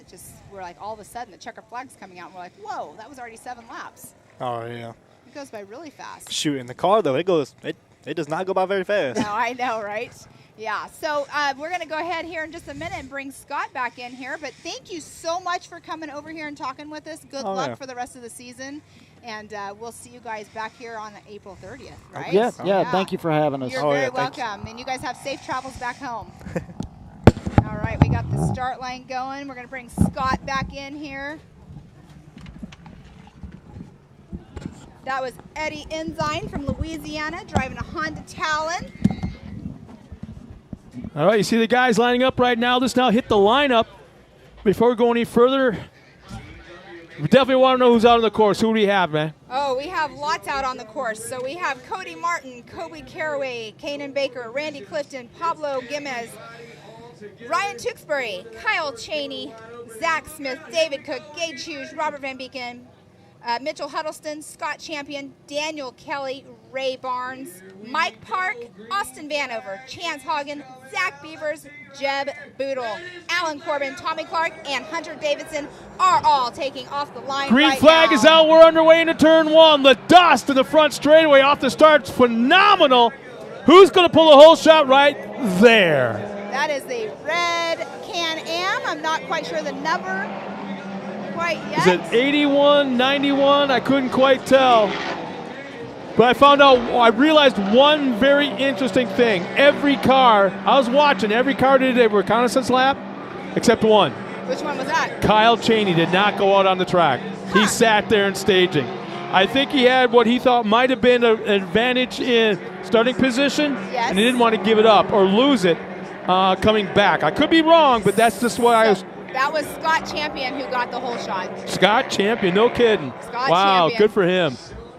So we have right now Scott Champion in that number one position in the number 184 Can-Am from Fort Worth, Texas. We have Zach Beavers, number 38, in second position from Albury, Texas, also in a Can-Am. So our top four right now are all in Can-Ams. Third place, Ryan Tewksbury in a Can-Am, number 81. Kanan Baker, number 21 from Owassa, Oklahoma, also in a Can-Am. Then Robert Van Beekum, number 64, in that Polaris. So we have our top four right now, our Can-Ams. Well, I can't say I'm surprised considering how they've been doing in all the other forms of motorsports. Correct. They swept 2 years in a row. They swept the podium at KOH, King of the Hammers, and wasn't any different at Right. the Mint 400. I know, right? I know you got Dustin Jones, as we were talking about earlier. He is he won last year out there at KOH. Not KOH, I'm sorry, misspoke there. He won at the Mint 400, Mint 400, last yeah. year. So Scott Champion has the point out of Fort Worth, Texas. Zach Beavers from Aubrey, Texas in second. Ryan Tewksbury in third. Kind of surprised Kyle Cheney back in that 8th spot off the start. We'll see if it's changed Oh, it might as they not come be that across the long. lane. I don't think he'll be back I there very love calling that man the Iceman. long. Well, and he was just unfortunate and got that flat earlier today. Kyle Cheney's already up in that number 5 position. Oh, excuse me. Wow. How many laps we got in the Pro We Turbo? have 7. 7 laps. 7 laps, yes. So Well, we here's have- what's cool about this. They water the track. If they had thrown the green flag, like they've been going super fast, right after that when they're lined up, we had a super greasy, probably first 2 laps. Super greasy, lots of sliding around. That little, 3-4 minutes maybe, 5 minutes, just enough to soak in. A little bit of sunburn off that we still have, made for a perfect track. And these guys are taking advantage without a doubt. Kyle Cheney now pulls alongside, another Can-Am alongside of him, down that that back straightaway, and makes the pass. You see it from here. Probably about bicycling right there on that. It's a white Can-Am just now. He saved that one. Here comes Champion back into the, I'll call it into the valley. And you can tell that area that he just went through on the live stream. It was a gravelly area. He's definitely a well-seasoned racer. He just went into 2 wheels last year, though.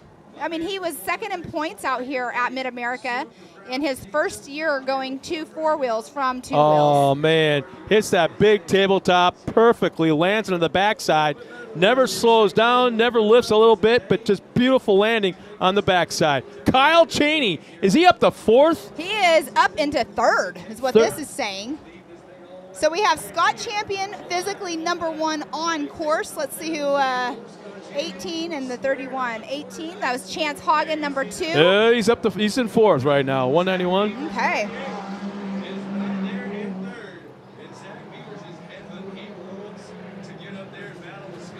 Ryan Tewksbury was running in that number 5. Whoa, our second place cars, second and third made contact. Both got super squirrely and still leaning on each other coming down the hill.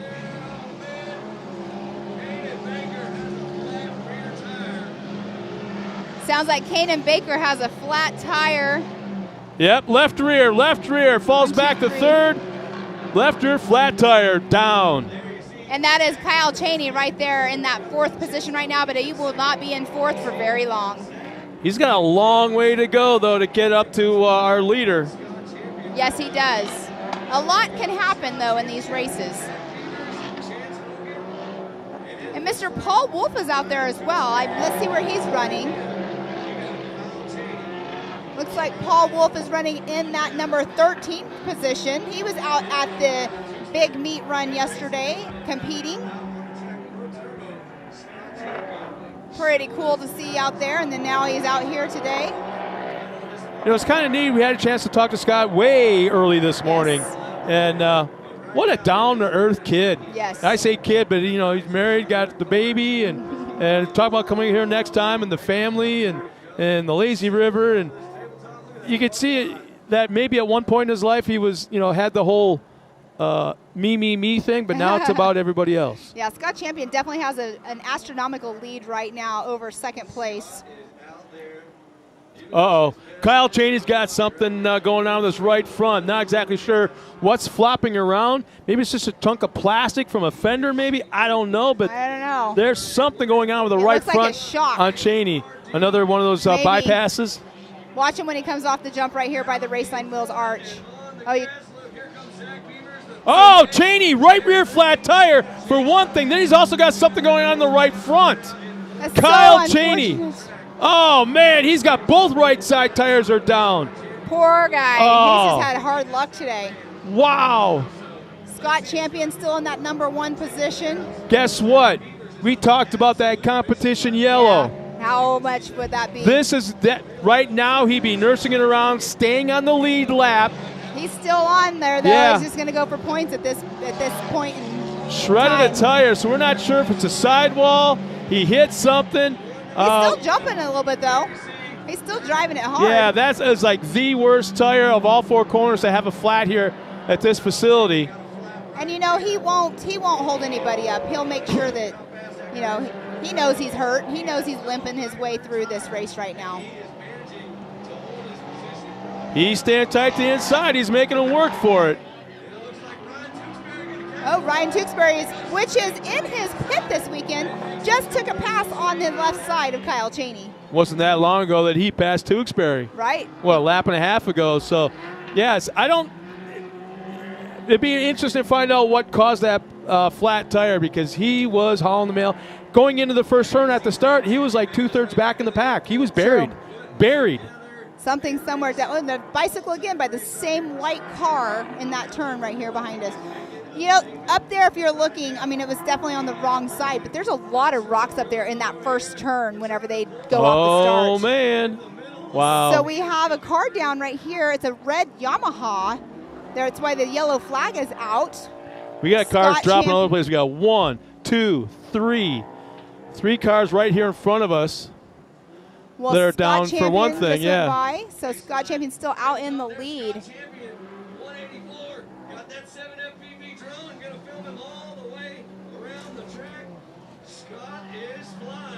18. Chance Hagen is in that number 2 position physically on course. You know, Colin Truitt might have that fastest lap of the day because these guys are still at like a 2:04 is the quickest lap I've seen. I'd give him a little bragging rights. That's cool. What a crazy day this has been. So unfortunate. I feel so bad for Kyle Cheney because he's, you know, a fan favorite out here with a lot of people, and he's had some issues with his tires today.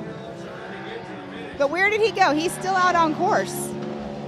I don't think he pulled off anywhere. I actually think he's getting ready to come up right now. Yes, he's right now up in that rocky area. So he's not limping it too much.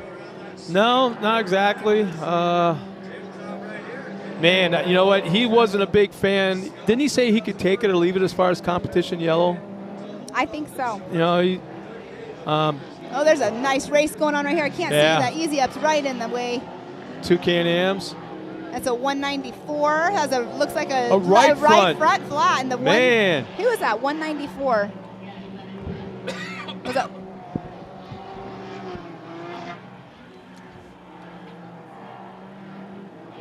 going back up front. Champion still extending that lead, has not slowed down. He is not nursing that car one bit. Coming down the straightaway up to that big tabletop. Hits that jump the same way, same fashion he did on lap number 1. It is saying that Chance Hagen is out front. He is not physically out front on course. It definitely is, or Champion, has been yeah. Scott Champion.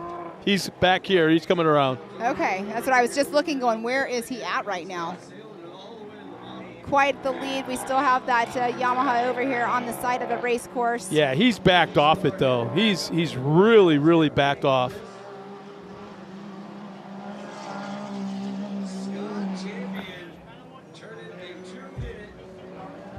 Okay, Scott Champion's up in Too that flat. turn. Too flat by Scott Champion this last lap. We'll see if he can break Second, that 2 actually, minute. no, that'd be the third fastest lap of the Right. day. We had a 2 flat .5. This is a 2 flat .9. That is Chance Hagen right there in that number 2 position. Looks like he's kind of making up some time on Scott Champion.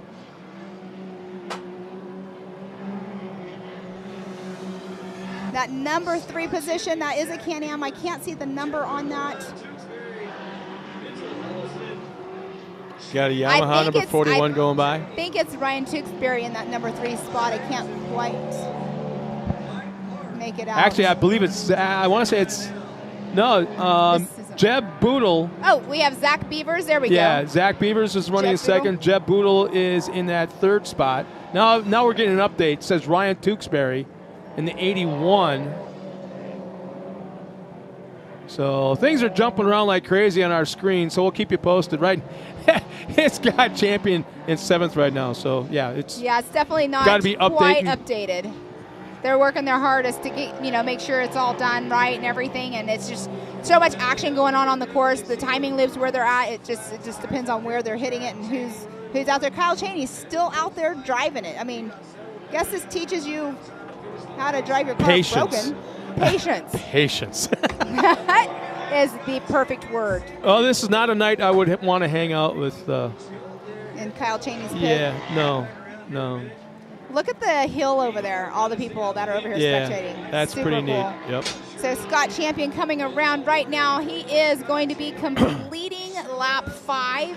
He should be getting the check. The white flag should be coming out on this lap here.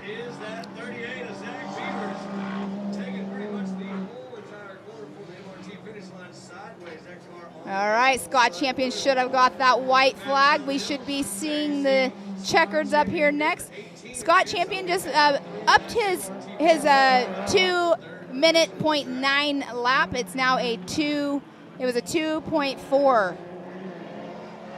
So we have Scott Champion in that number 1 position, Zach Beavers in 2nd, Kobe Caraway 3rd, Jeb Boodle 4th position, Ryan Tewksbury in that 5th position right now as we sit. We are on the white flag for I'm gonna be Scott honest Champion. with you. I would love to see at this point. I gotta be honest with you. I want to see Champion. So we have Clean somebody out sweep, there yeah. with no front wheel. We just got radio chatter that someone has no front wheel out there. These guys are just doing what they can for their points. Huh. Yeah, I would love to see Champion not only win his heat race, whole shot, win this race, but there's one thing missing: fast lap of the day. And that would that's be got cool. Colin Truitt right now. Yeah, he's Oh, no, that is a Yamaha on screen right there. They are missing. That's the 1-2-4 of Mitchell Huddleston. Is that the same Oh, car? that's actually a Can-Am. Is that the same car that's been biking like Yes. crazy? Yes. Getting up on 2 wheels like 3 different times? Oh, wow. So we're hearing through our radios that he went off of a jump, he cartwheeled, and then took off again with no front wheel. Finally, Cheney's got no rubber on that right rear. It's nothing but rim. All right, Scott Champion just took that checkered flag right there. Let's see who gets that number 2 spot. It should be Zach Beavers coming in that number 2 position.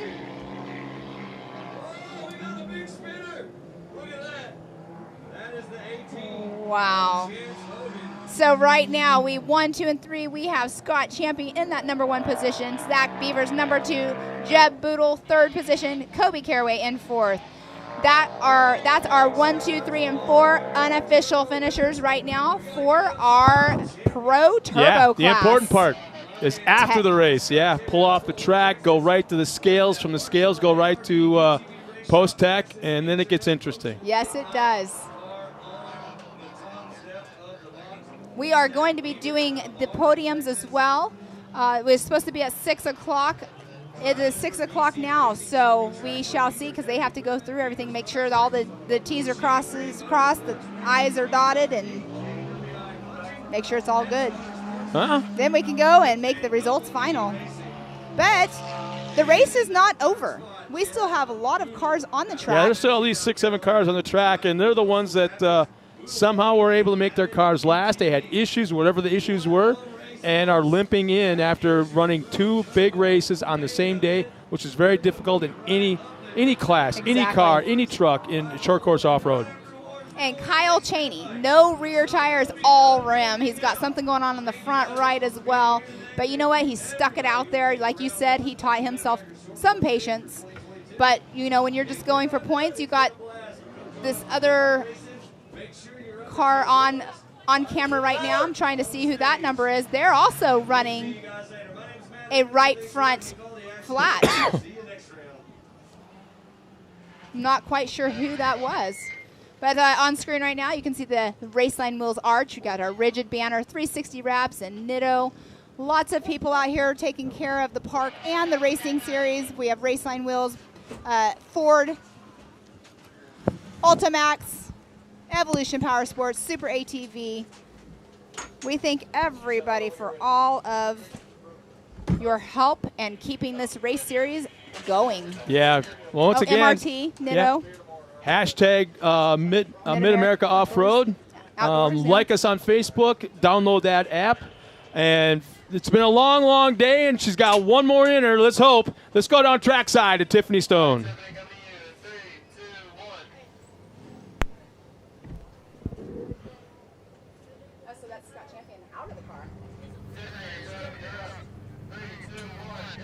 All right, Scott, big congratulations to you. Last race of the day. It was crazy out there seeing people miss some wheels, some tires. Obviously, the track is beautiful. The sun is setting. And for you, a perfect way to end round 1 here at MOA. Yeah, we had a good day. I mean, lots of carnage, and half the battle is just keeping these things together, you know, and I was bummed a couple guys Cody Martin didn't get to race out there, but I'm having a blast in this thing. This thing's so fast. Carlos at ARD, UTV Race Shop, Partzilla, just everybody back in this whole program. I'm having a blast. And talking about that, we keep mentioning 2 wheels. Now we're moving up to 4. How different is it for you? How difficult is it as well? Yeah, it's a whole new ball game. So I'm enjoying it. I'm enjoying the challenge of learning these cars, and it's a lot of the stuff transfers over. So I'm kind of bringing some of my moto strategies, and you know, you can't win it in practice, but when the main comes, that's kind of when you got to turn it on. So. And talking about that, we've got a big podium celebration for you. I'm going to let you get back in your car, head up there. But like I said, a nice way to start this. Whoa! Good job! And as you guys can see, the celebration's starting already here for you, Scott. But I'm going to let you get up to the podium. Like I said, a nice way to start off round 1 for you. Thank you. I appreciate it. Awesome. And back up to you guys.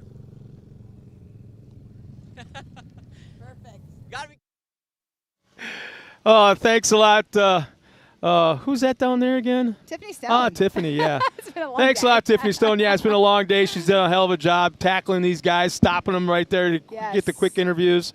So we've had an awesome round 1. Pam, it's been a great time It has been great. working with you. This is our first time actually working side by side. Right. We've worked in remote areas, Yes. you being way out in KOH, me being up on stage. But this is the first time side by side. You did a great job. I love working with you. Same here. And you got so much knowledge in motorsports, and you being a driver yourself. So on behalf of Tiffany Stone, Pam Hall, I'm Scott Rain, and the entire staff here at Mid-America Off-Road. We had a great time.